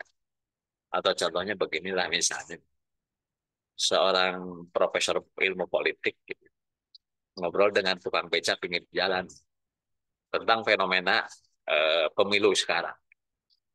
Ya pasti nggak nyambung lah, betul nggak? Pasti nggak akan nyambung gitu. Karena kerangka referensinya berbeda. Jadi ini satu catatan penting bahwa apabila kita ingin tujuan komunikasi lebih mudah untuk dicapai, maka sebaiknya dikondisikan dulu bahwa kerangka referensi para pihak ini relatif akur, 11-12 lah. Supaya apa? Supaya komunikasinya bisa lebih terjalin, dialognya lebih lancar, tukar pikirannya lebih produktif. Karena kedua pihak ini kerangka referensinya mirip. Misalnya begini, kalau dalam manajemen SDM ya, atau dalam ketenaga kerjaan. Misalnya, pengusaha dan pekerja mau berunding tentang upah minimum, misal. Ini bisa dipermudah proses komunikasi. Apabila pengusaha dan pekerja ini sama-sama mengerti aturan main tentang upah minimum. Betul nggak? Ya. Tapi kalau salah satu pihak atau kedua-duanya nggak ngerti aturan main upah minimum yang terbaru, ya pasti lebih banyak debatnya. Betul nggak? Lebih banyak debat. Ngabisin waktu. Malah mungkin malah bertengkar, gitu. Berselisih. Betul nggak? Karena gara-gara apa? Gara-gara kerangka referensinya tidak sama. Gitu. Ya. Makanya saya kemudian mengerti sekarang itu kenapa ya kalau misalnya nih mau ada rapat umum pemegang saham, misalnya pertemuan para shareholders atau para petinggi perusahaan lah, misalnya mau bikin rencana tahunan, mereka sebelum meeting menyusun rencana kerja tahun depan itu mereka dikasih dulu yang disebut executive brief. Diundanglah pembicara-pembicara yang menguasai bidang strategik, misalnya tentang ekonomi makro, ekonomi mikro, ya, economic outlook misalnya, ya dimintalah mereka sharing begitu, ya tentang kondisi terbaru. Supaya apa? Pada saat para petinggi perusahaan ini berunding menyusun rencana kerja, mereka dapat pembekalan yang sama. Itu yang saya maksud. Bahwa kalau kerangka referensinya dibentuk, dikondisikan untuk mirip, ya setara, sepadan, maka mestinya proses komunikasi berjalan lebih mudah. Gitu. Gitu ya, logiknya di situ sebenarnya. Ya. Itu kerangka referensi. Nah, berikutnya tolong perhatikan ini. Ada yang namanya encode, decode. Ya, decode, encode. Apa ini? Encoding proses adalah proses mengubah pemahaman menjadi pesan yang mau disampaikan. Kayak sekarang nih, saya sebelum ngomong kan saya sekian detik tuh loading dulu kan gitu, ya kan? Saya kan lagi menyusun kata-kata yang tepat supaya mudah diterima dan mudah ditangkap maksudnya oleh Anda sebagai pendengar. Itu yang disebut encoding proses. Encoding proses itu adalah bagaimana mengubah pengertian yang ada dalam kepala kita menjadi satu pesan-pesan yang bermakna, yang mudah dipahami oleh pendengar dan tidak miss. Itu yang disebut encoding. Encoding itu kalau dalam bidang elektronik ya, elektronika komunikasi. Itu kan bagaimana kita memancarkan gelombang untuk ditangkap oleh pesawat lain, atau alat yang lain. Ya, seperti sekarang lah misalnya antena digital gitu. Antena digital itu kan atau ada mungkin ada alatnya, boosternya atau apa. Itu dia melakukan kalau itu decoding menangkap ya, yang sebelah sini menangkap. Tapi kalau yang dari sana di stasiun TV-nya itu mengencode dia, mengubah gambar menjadi sinyal-sinyal. Itu disebut encode. Nah, kebalikannya kalau seperti sekarang nih, Bapak Ibu mendengarkan saya bicara, proses yang ada di kepala Bapak Ibu adalah proses decoding. Kebalikannya. Decoding itu adalah mengubah pesan yang masuk ya, menjadi pemahaman. Ya, sehingga kalau sudah tercapai pemahaman yang sama, berarti komunikasinya tercapai tujuan. Nah, ini yang disebut encode dan decoding. Nah, encode and decode semulus apa? Itu pertama tentu dipengaruhi oleh kerangka referensi. Ya, kalau kerangka referensinya mirip, ya pasti cukup cepat. Plus yang disebut kemampuan nalar, ya kecerdasan lah, kecerdasan komunikasi, kecerdasan verbal terutama ya, kecerdasan comprehension dari sisi kata-kata. Ya, makin kemampuan nalarnya bagus, maka encoding dan decodingnya lebih mulus, kecepatannya bisa lebih tinggi. Ya. Nah, ini yang dimaksud dengan encode dan decoding. Ya, jadi memang ini juga ada pengaruhnya sih kepada skill orang dalam mengubah pengertian menjadi kata-kata bermakna. Jadi ini yang disebut skill komunikasi ada di sini. Nah, di sini ada pesan dan pesan ini adalah bagian penting ya, konten lah, ya, konten. Nah, pesan yang bagaimana sih yang mudah didekode? Anda dengan saya pasti sepakat bahwa pesan yang mudah dipahami itu yang bagaimana coba? Yang jelas, tajam, betul nggak? Sederhana, tidak ambiguity, betul nggak? Tidak menimbulkan pemahaman yang blur begitu, ya kan? Ya. Singkat, sederhana, jelas, tajam, to the point, ya. Itu adalah pesan-pesan yang memudahkan untuk kita cerna dan kita paham. Jadi ini juga bagian penting. Makanya selalu ya kalau di dalam public speaking misalnya ya atau dalam komunikasi antar pribadi, pesan itu selalu diberikan tipsnya adalah sampaikanlah pesan Anda secara jelas. Ya, secara sederhana. Dan tidak menimbulkan multitafsir. Yang sifatnya directly applicable. Secara langsung bisa diterapkan tanpa orang harus mikir dulu menafsirkannya bagaimana gitu. Ya. Tapi kalau bicara sandi-sandi atau kode-kode ya itu yang bikin pusing, ya nggak? Ibarat apa ya? Ibarat tebak-tebakan jadinya. Ya, tata rucingan ya kalau dalam bahasa Sunda itu ya. Tebak-tebakan gitu ya. Tapi sekarang memang ya manusia itu makhluk kreatif ya. Kadang-kadang harus ada berpantun dulu ya. Sekarang kan lagi tren tuh. Pak Jokowi aja sebelum pidato dan sesudah mau mengakhiri pidato berpantun dulu gitu ya. Dan harus selalu jawab cakep, cakep kan begitu. Ya, ya itu seni lah, seni. Ya. Sepanjang nyambung sih nggak apa, biar nggak boring gitu. Ya. Nah kemudian ini ada konteks. Apa maksudnya konteks? Kita akan mudah membuat orang paham dengan pesan-pesan yang konteksnya pas gitu. Tapi kalau konteksnya tidak pas, ya orang juga bingung ini lagi ngomongin apa, arahnya kemana kan begitu. Ya. Maka bicara itu harus konten dengan konteksnya itu nyambung, ya konten dan konteks. Ya, kayak kita ngasih contoh aja misalnya. Kadang-kadang kan kita kalau dengerin ada penjelasan orang, kok ngasih contohnya terlalu jauh gitu. Analoginya terlalu jauh, kadang-kadang kita nggak mudeng, betul nggak? Artinya itu kok keluar konteks begitu. Ya.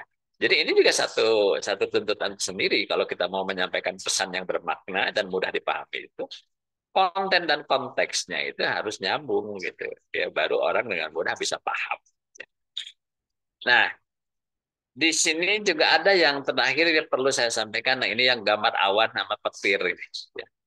Gambar awan dan petir ini disebut interference atau gangguan. atau noise, kebisingan, yang bisa membuat proses komunikasinya terganggu. Ya kayak gini aja misalnya kita Zoom begini ya. Untung udah teknologinya lumayan lah. Misalnya gangguan suara di sekitar saya, ada suara hujan, ada dari masjid, ada yang azan dan sebagainya. Itu bisa direduksi dengan fasilitas di Zoom gitu. Tapi kalau belum ada fasilitas itu akan membuat gangguan, noise. Akhirnya orang susah mendekod. Betul nggak? Oh, keganggu. Misalnya kayak Anda ngobrol, misalnya, hal yang sifatnya rahasia, sambil berbisik-bisik, tapi ngobrolnya pinggir jalan raya gitu. Kebayang nggak? Ngobrol pinggir jalan raya yang lagi rame gitu.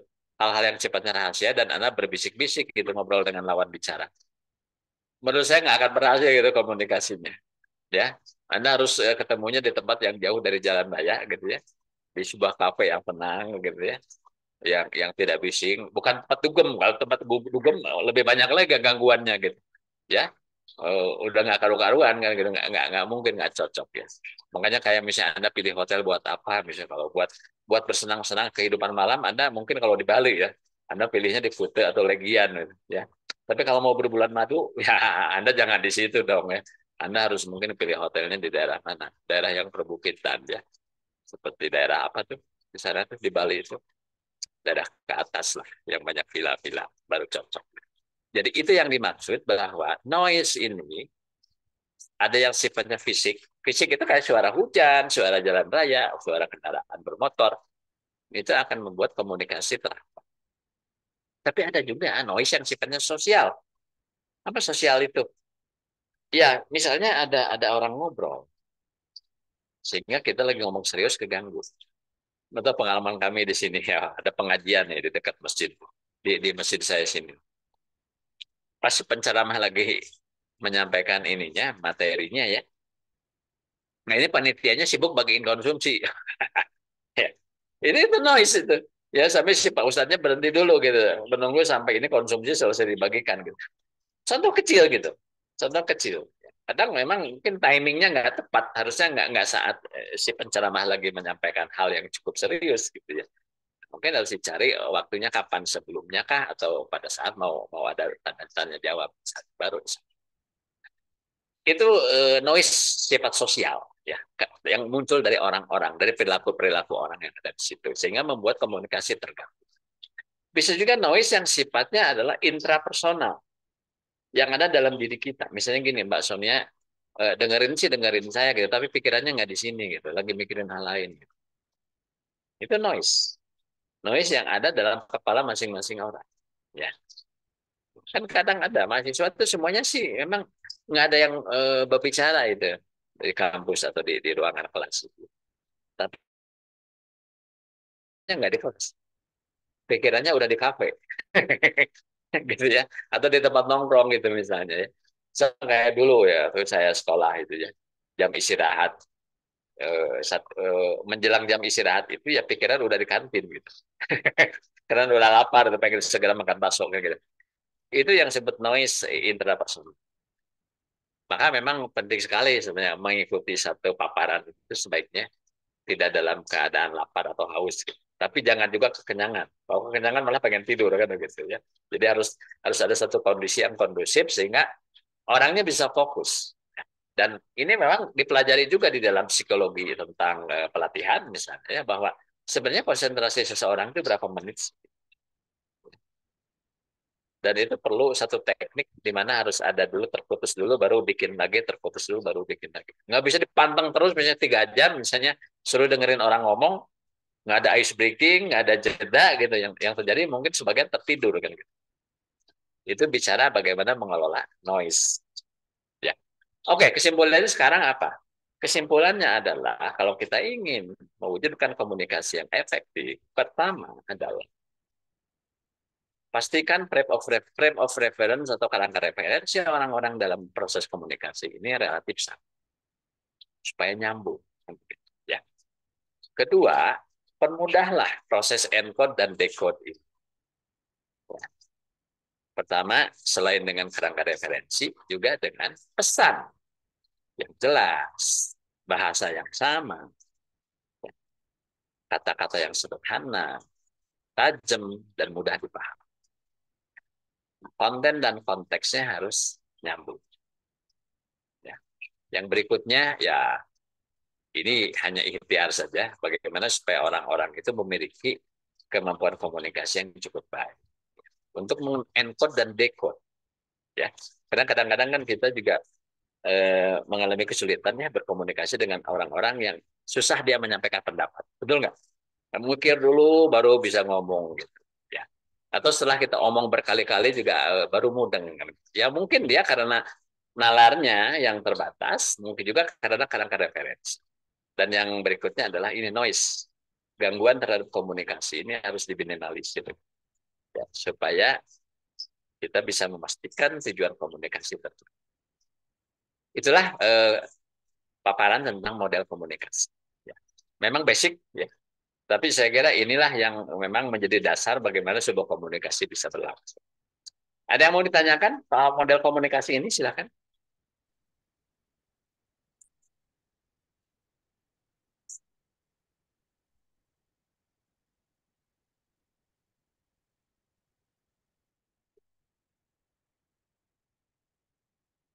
Oh ya, satu lagi. Feedback. Ya. Feedback. Ini nggak muncul di sini. Tapi feedback perlu.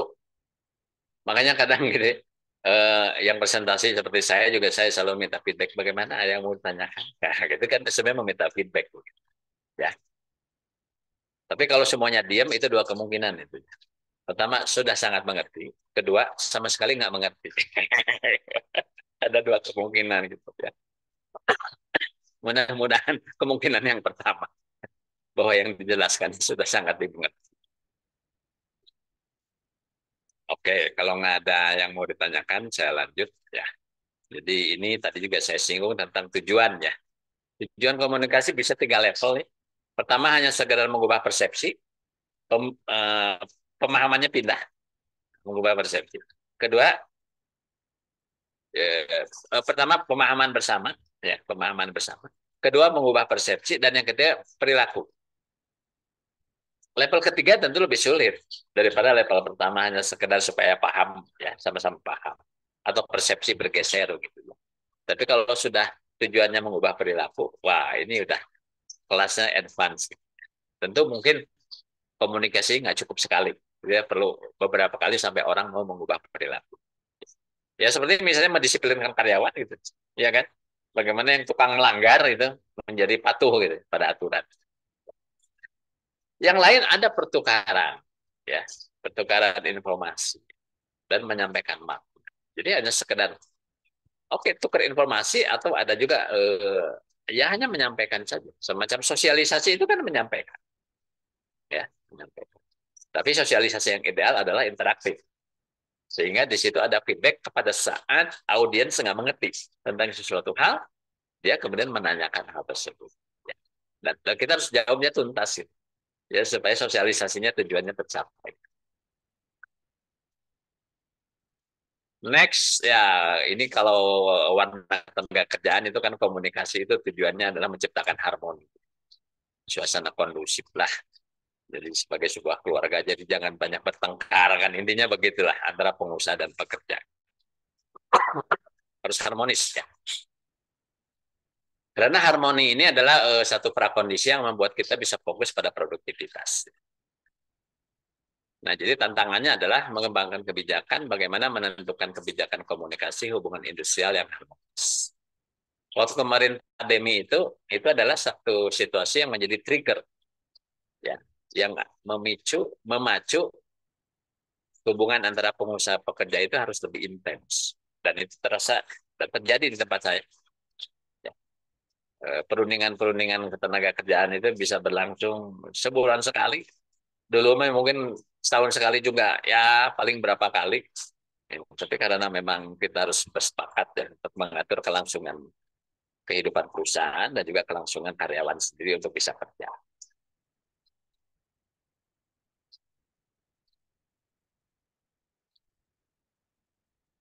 Ya, ini tentang kebijakan dan perlunya kebijakan itu sebagai guidance.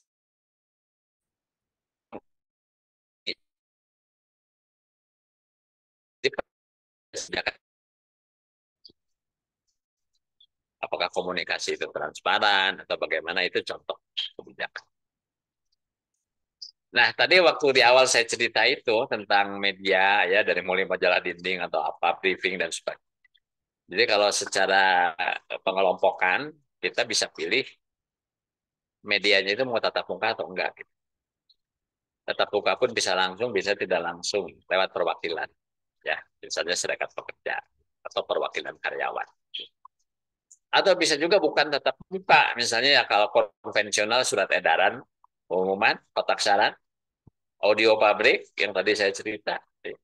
Kemudian yang modern, nah yang tadi juga ya diceritain, ada internal message system lewat local area network, grup WhatsApp, company website, dan lain. Ini adalah alternatif-alternatif yang bisa kita manfaatkan.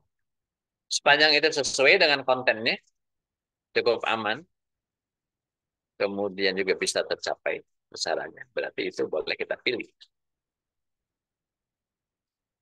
Nah, berikutnya ini, karena di dalam ketenagakerjaan itu harus selalu ada dua pelaku, pengusaha pekerja, ya, manajemen dan serikat pekerja.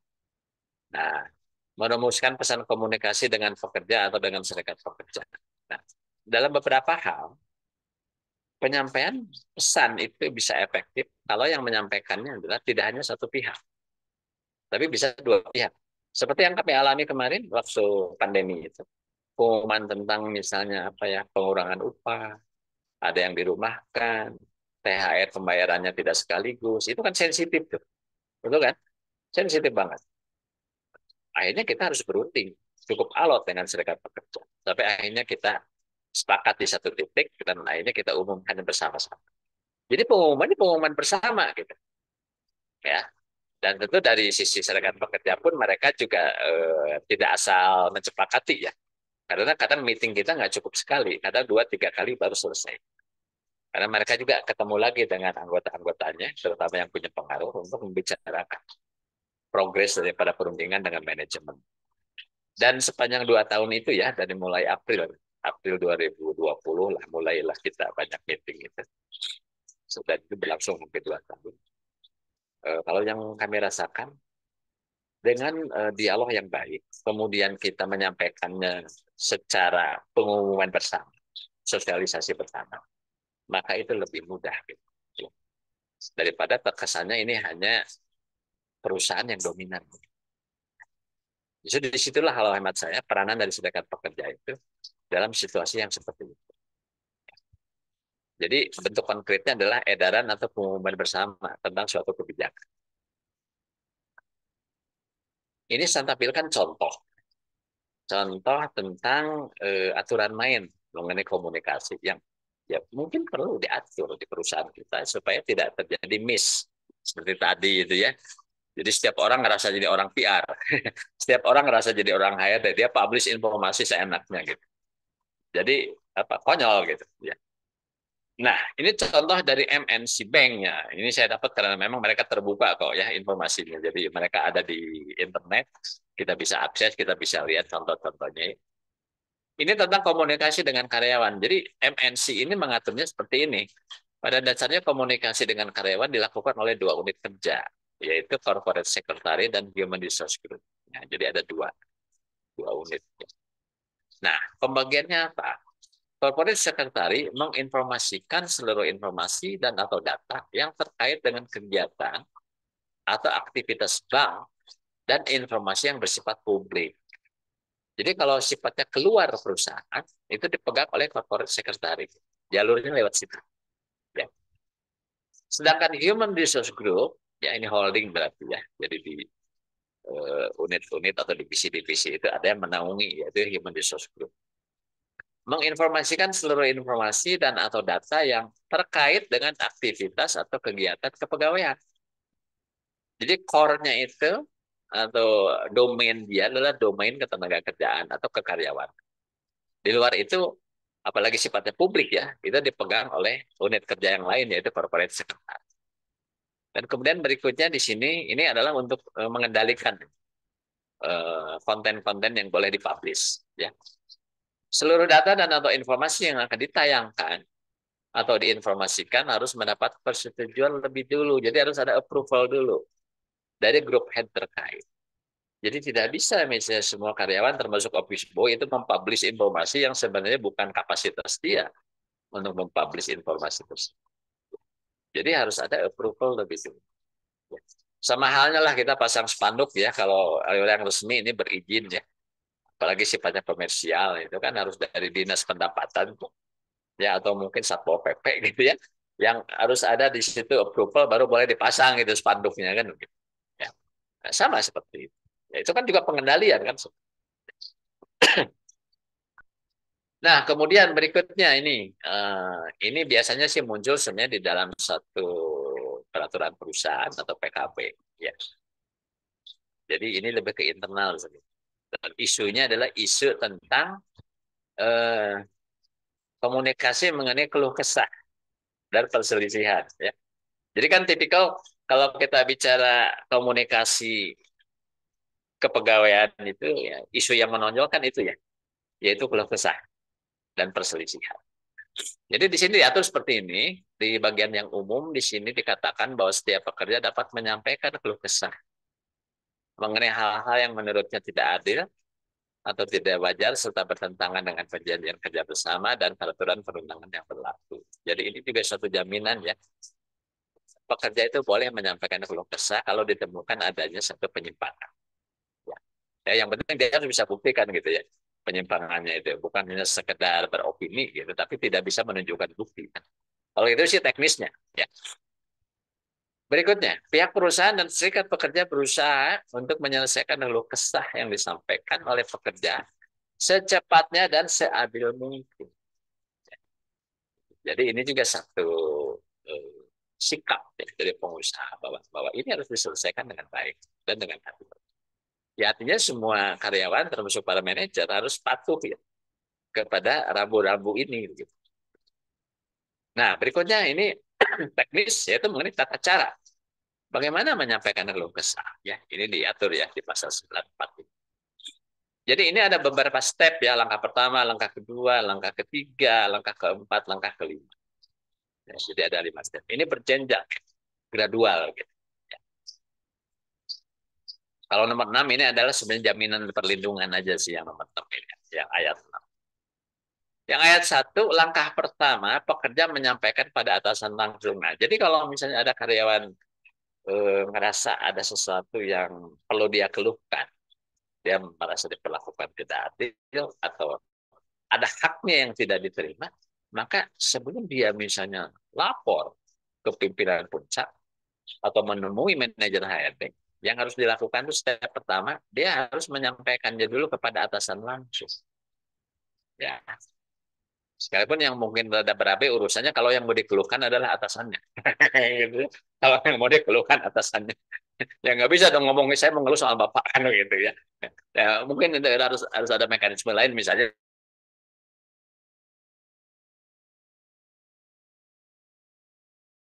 Langkah kedua, nah ini, jadi berjenjang ini gradual sifatnya. Apabila dalam langkah pertama belum ada penyelesaian dan tidak memuaskan, maka pekerja dengan sepengetahuan atasan dapat meneruskan persoalan atau pengaduan pada atasan yang lebih tinggi. Jadi naik banding ini satu level. Ya, kalau saya operator, atasan saya kan supervisor. Tapi supervisor saya tidak bisa menyelesaikan dengan baik. Makanya saya bilang ke supervisor saya, maaf Pak, saya nggak puas dengan cara Bapak menyelesaikan. Mohon maaf, bahwa saya akan melapor ke atasan Bapak. Satu level lebih tinggi. Dan itu dilindungi oleh aturan ini. Ya. Jadi boleh jadi seolah-olah naik banding. Ya. Atasan tersebut harus bersedia menerima dan menyelesaikan keluh kesah pekerja. Jadi tidak boleh menolak. Ya. Ya, ini seni lah nanti bagaimana saja caranya yang baik. Ya. Memang kadang-kadang ini jadi berpotensi konflik. Ya, mungkin atasannya ngerasa nggak dipercaya begitu. Ya. Atau ngerasa jadi seperti kayak orang bodoh gitu. Karena nggak bisa menyelesaikan masalah ini. Gitu. Jadi harus pandai-pandai lah atasan yang lebih tinggi untuk memanage situasi. Langkah ketiga, nah ini nih, kalau juga misalnya di penyelesaian keluh kesah dengan atasan yang satu level lebih tinggi itu tidak dapat hasil yang memuaskan, maka pekerja dengan sepengetahuan atasannya dapat meneruskan keluh kesah ke HRD, Human Resource Department. Jadi masuk ke HR itu langkah ketiga gitu. Jadi bisa jadi sih sebuah masalah itu nggak sampai ke HR karena pada langkah pertama atau kedua sudah selesai. Betul nggak? Kita malah nggak pernah dengar ada masalah itu. Betul kan? Oh, udah selesai. Misalnya ada yang musuhan gitu ya, cekcok begitu, tapi sama atasannya kemudian didamaikan dan selesai. Mungkin HRD malah nggak tahu, betul nggak? Nggak tahu karena udah selesai di level yang level 1, level 2. Nah, jadi masuk ke HR tapi perlu tembusan ke serikat pekerja gitu. Jadi jangan sampai serikat pekerja itu juga ketinggalan informasi bahwa ada sesuatu yang sedang berlangsung begitu. Ya. Nah, tapi bisa saja ini berhasil atau enggak. Kalau enggak bagaimana? Masuk langkah keempat, ya. Naik lagi nih. Ya kalau di peradilan apa tuh? Kasasi barangkali ya, kasasi. Ya. Langkah keempat. Apabila pekerja masih merasa dirugikan, maka pekerja menyampaikan keluhan ke serikat pekerja yang sebelumnya cuma dapat tembusan ya gitu ya. Tapi karena nggak selesai, akhirnya dia menyampaikan keluhannya ke serikat pekerja dan dicari penyelesaiannya melalui musyawarah antara direksi dengan serikat pekerja. Jadi ini udah antara manajemen dengan union gitu. Ya ini yang disebut bipartit. Ya, penyelesaian bipartit itu di langkah keempat. Ini pun bisa berhasil, bisa enggak kan? Ya. Masuk langkah kelima. Langkah kelima, apabila setelah melalui musyawarah antar serikat pekerja dan perusahaan masih belum tercapai penyelesaian, maka dapat ditempuh melalui jalur arbitrase atau mediasi. Nah, ini sebenarnya sudah mulai melibatkan pihak luar. Kalau di dalam Undang-Undang Nomor 2 tahun 2004 tentang penyelesaian perselisihan industrial, ini sudah masuk levelnya di atas level bipartit, yaitu level mediasi. Jadi sudah masuk ke Disnaker ini, ya. Kalau yang nomor 5 ini.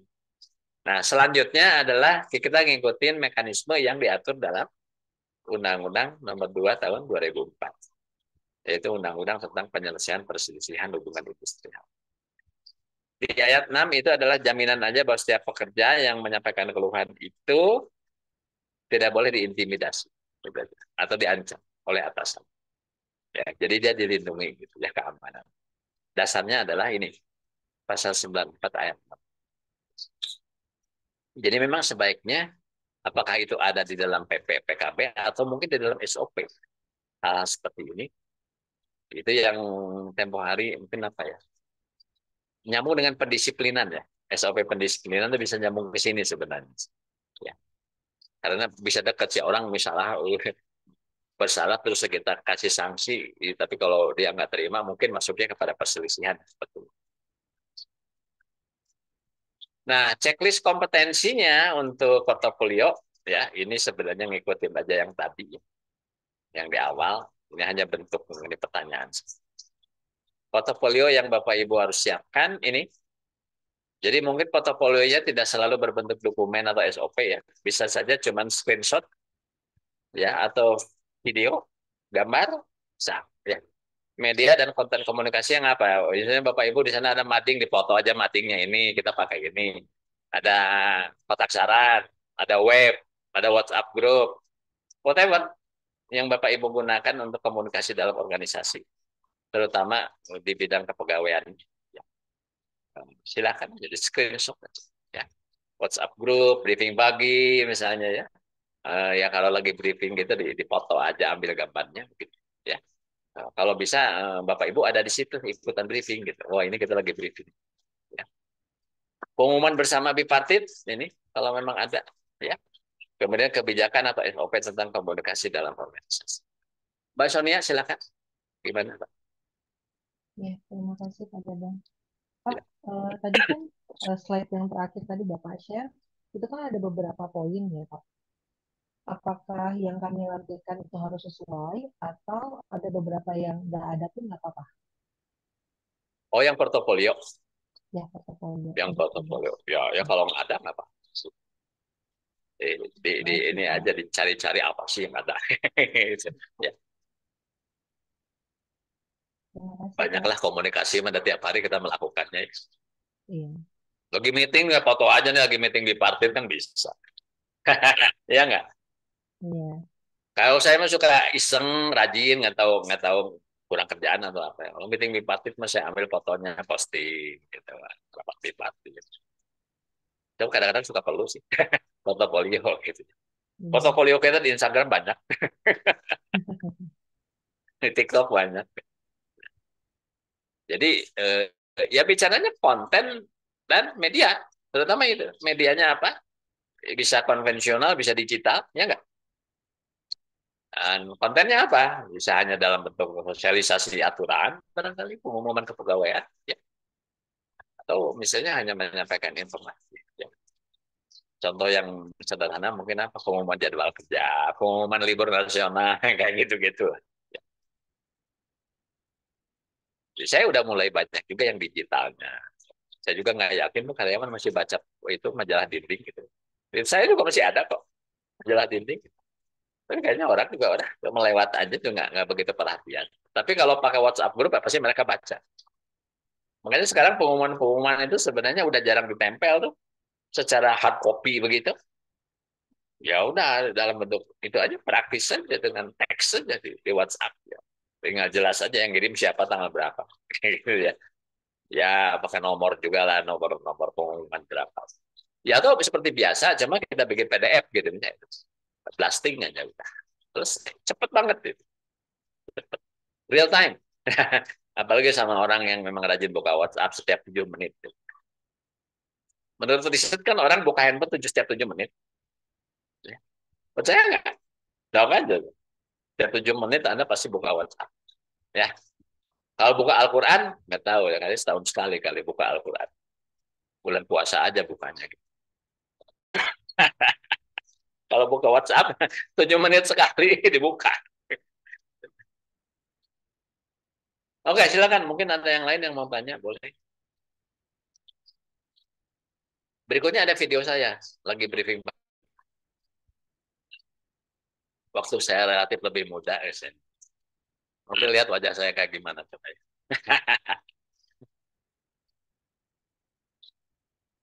Ini saya lanjut nih. Ada ya ini hanya contoh aja portofolio dalam bentuk video sebenarnya.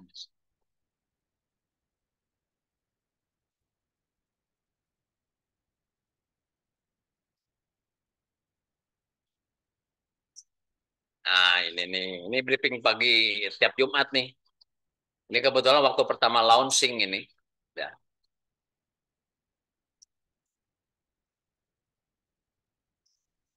Coba ya. Siap berubah?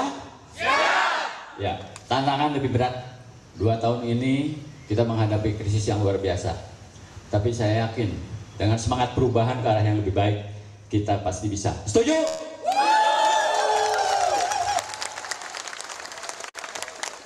Baik, rekan-rekan semua. Morning briefing ini singkat saja, saya kira tidak akan memakan waktu lebih dari 15 menit. Ya.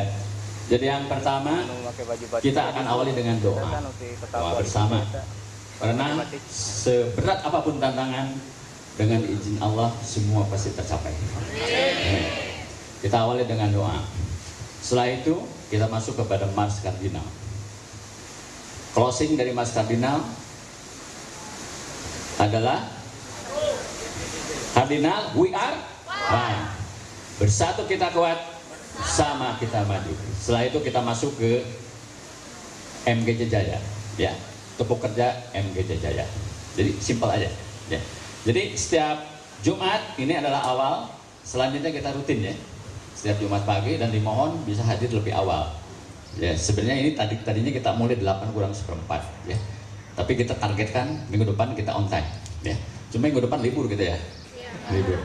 Minggu depannya lagi, ya. Gimana? Siap semua? Siap. Oke, tepuk tangan dong. Nah, itulah contohnya. Waktu saya asesmen yang DM ya, itu saya suruh tuh asesornya nonton video saya. Langsung tepuk tangan. Langsung lulus. Oke. Sekarang udah jam berapa nih? Masih ada waktu. Silakan kalau ada yang mau Masih ditanyakan. ada, Pak, 15 menit lagi. Silakan Bapak Ibu. Silakan. Barangkali ada yang mau nanya. Silakan Mbak Sonia. Pak, ini kan tersisa waktunya sedikit lagi. eh Kalau dipakai untuk sharing-sharing boleh kan ya, Pak? Boleh, bebas. Mau Pak, sampai subuh juga boleh. Gimana? Silakan. nah, Pak, untuk sebenarnya portofolio yang nanti akan kita kumpulkan itu harus disertai dengan tanda tangan sebagai bukti sah bahwa kita sudah menjalankannya, atau tanpa membubuhkan bukti kayak tanda tangan gitu bahwa itu sah dan sudah dijalankan itu nggak apa-apa. Ya, seperti saya pernah sampaikan, portofolio yang otentik adalah pertama kita terlibat dalam proses pembuatan dan dibuktikan bahwa di situ setidaknya ada paraf atau ada nama kita, tanda tangan kita. Sekalipun bukan si pemberi approval, mungkin kita sebagai perancang. Itu yang otentik. Tapi problemnya mungkin ada beberapa proses kerja yang kita belum terlibat di situ. Betul nggak? Ya. Terus solusinya gimana? Solusinya adalah ya kita paling minta tolong rekan kerja kita yang kebetulan terlibat di situ untuk bisa memberi kita contoh satu dua portofolio di proses itu. Ya. Dan itu kan artinya setengah otentik. Kenapa saya bilang setengah otentik? Itu memang real faktanya ada, betul nggak? Cuma kebetulan kita nggak terlibat di situ. Ya, belum terlibat di situ. Ya, masih mending sih, ya kan? Gitu. Karena ada di perusahaan kita. Plus tentu kita harus bisa menjelaskan kepada asesor.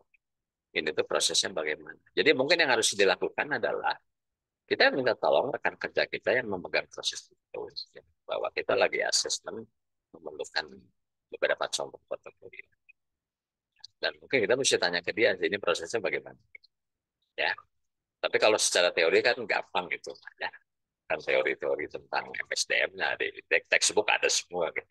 Tapi mungkin yang spesifik berkaitan dengan portofolio tadi kita mesti tanya orang yang terlibat dalam proses. Jadi tinggal kita cerita. Ya, jadi yang pertama adalah yang afdol itu adalah portofolio otentik yang tadi pertama saya sebut. Kedua adalah bahwa kita meminjam portofolio punya rekan kita, tapi kita lengkapi dengan storytelling-nya gitu. Ya, bahwa kita bisa menjelaskan kepada asesor ini prosesnya seperti apa. Ya, gitu. Nah, yang ketiga ini mungkin yang paling lemah barangkali. Kita di kita belum ada gitu, misalnya ada satu proses katakan belum ada. Ya, misalnya tentang perencanaan suksesi gitu misalnya ya, atau model kompetensi kayak gitu. Ya, kita paling membuat satu draft usulan pemikiran kita sendiri, satu draft bahwa saya akan mengajukan ini gitu. Jadi dongengnya kayak gitulah, bahwa ini akan saya sampaikan sebagai konsep saya, usulan saya untuk proses misalnya perencanaan suksesi, misalnya tentang model kompetensi, atau tentang program pelatihan. Jadi satu draft, ya. Apakah draft kebijakan atau draft SOP, ya, atau proposal, ya. Tinggal kan diceritain oleh kita kepada asesor. Jadi saya kira jawaban dan satu apa ya sikap yang paling aman buat kita adalah bahwa kita menyampaikan apa adanya. Ya, saya tidak mendorong Anda untuk pat gulipat, enggak gitu ya. Nah, toh saya memfasilitasi Anda itu dengan contoh-contoh aja supaya Anda bisa kembangin sendiri kan gitu. Kembangin sendiri dengan versi Anda. Toh kalau kita terlibat dalam menyusun sesuatu, kita nyeritainnya juga kan nggak canggung, betul nggak? Ya, daripada 100% paste sambil kita nggak tahu ceritanya kan gitu. Pasti kita ditanya juga yang jelasinnya agak canggung gitu. Pasti rada grogi juga jelas. Saya kira gitu ya Mbak Sonia. Ada 3 level ya, otentik, setengah otentik, dan konsep. Gitu aja paling levelingnya. Tapi berarti Pak, untuk si konsepnya misalnya kan ada beberapa yang di tempat saya belum ada gitu kan, seperti tadi yang suksesi yang Bapak sampaikan. Nah, berarti nanti saya harus melampirkannya di situ kata-katanya itu sebagai draft, atau saya memang harus melampirkan kayak semacam berita acara gitu, kayak storytelling tadi Ya, yang Bapak sampaikan. Kalau dibuatkan jadi storytelling mungkin lisan sih kalau storytelling tulisan ya. aja. Nah, Oke. kalau dalam bentuk misalnya format, ya, format Hmm. SOP, policy, ya itu sih bisa adalah usulan kita. Yang kita kembangin dari contoh-contoh. Kan tinggal sebenarnya besok-besok misalnya kita tinggal ajuin ke pimpinan gitu kan. Pak, sebaiknya kita ngatur nih misalnya soal apa? Misalnya soal perencanaan suksesi, tentang mapping kayak gitu kan, atau tentang kompetensi gitu. Dan tidak harus canggih-canggih kok. Ya kan? Yang penting sesuai. Yang jangan lupa gini, kalau misalnya kaitan dengan model kompetensi, itu jangan lepas dari nilai-nilai perusahaan. Visi, misi, dan nilai-nilai perusahaan. Harusnya kan seperti Pancasila juga ada model kompetensinya kalau menurut saya. Untuk para pejabat Indonesia ini. Supaya tidak sampai hafal Pancasila tapi sebagian besar jadi koruptor, kan bingung juga gitu kita. Ya. Jadi harusnya kan ada model kompetensinya gitu. Dan harus diukur. Kurang lebih gitu. Silakan Masih Pak dikembangkan Dudung. lagi. Ya, mungkin rekan yang lain ada yang mau ditanyakan. Mbak Ruth gimana? Baik-baik aja Mbak Ruth? Iya, Pak. Maaf terlambat tadi masih meeting, Pak. Wah, sibuk. Kalau meeting sampai malam tuh memang gajinya beda, luar biasa. Nah, ada yang mau ditanyakan? Boleh, silakan. Nggak usah khawatir. Kita support semaksimal mungkin. Termasuk kita support dengan doa. Ya, biar semuanya lancar. Kalau pengalaman kami sih tingkat kelulusan 100%. Nah, cuma memang apa, efek sampingnya harus mau dicerewetin aja, bentar-bentar ditagih, bentar-bentar ditagih. Ya, mau gimana lagi tapi ya, to make sure ya, Iya. Bapak Ibu memang menyiapkan portofolionya. Jangan sungkan deh mau japri ke saya misalnya, atau mungkin kalau Pak Tri mengizinkan juga boleh ke beliau, tergantung materi yang disampaikan. Kalau saya sih welcome, atau mau nonton YouTube saya juga boleh, itu semua materi ada. Saya bikin 24 seri loh, 24 seri. Satu serinya 2 jam. Jadi 61 unit kompetensi udah saya babat habis di YouTube saya. Saya udah mungkin lebih dari 200 video ya. Oh, Itu keren. panjang-panjang juga ya. Silahkan aja. Asal kuat aja nonton. Saya itu gara-gara COVID itu. Jadi mainan saya Zoom gara-gara COVID itu. Ya udah, supaya produktif mah semua sesi saya saya posting aja gitu ya. Ternyata alhamdulillah lah, bermanfaat ya, orang bisa ya, sebenarnya sih nggak ikut biptek juga asal ikut video saya. Cuma kan nggak bisa saya terbitkan sertifikat. Tetap aja harus dari lembaga pelatihan kan gitu ya. Karena bukti Anda udah ikut kan sertifikat kan. Oke, ada yang lain silahkan. Mudah-mudahan semua lancar. Amin, amin. Jangan sungkan-sungkan. Nanti yang udah submit, saya lihat besok ini tugasnya. Nanti saya kasih komen. Kalau ada kekurangan saya belum kasih nilai, saya minta Anda perbaiki dulu, lengkapi dulu, baru nanti dikasih nilai gitu. Ya. Oke, saya kira mungkin untuk pertemuan hari ini, pertemuan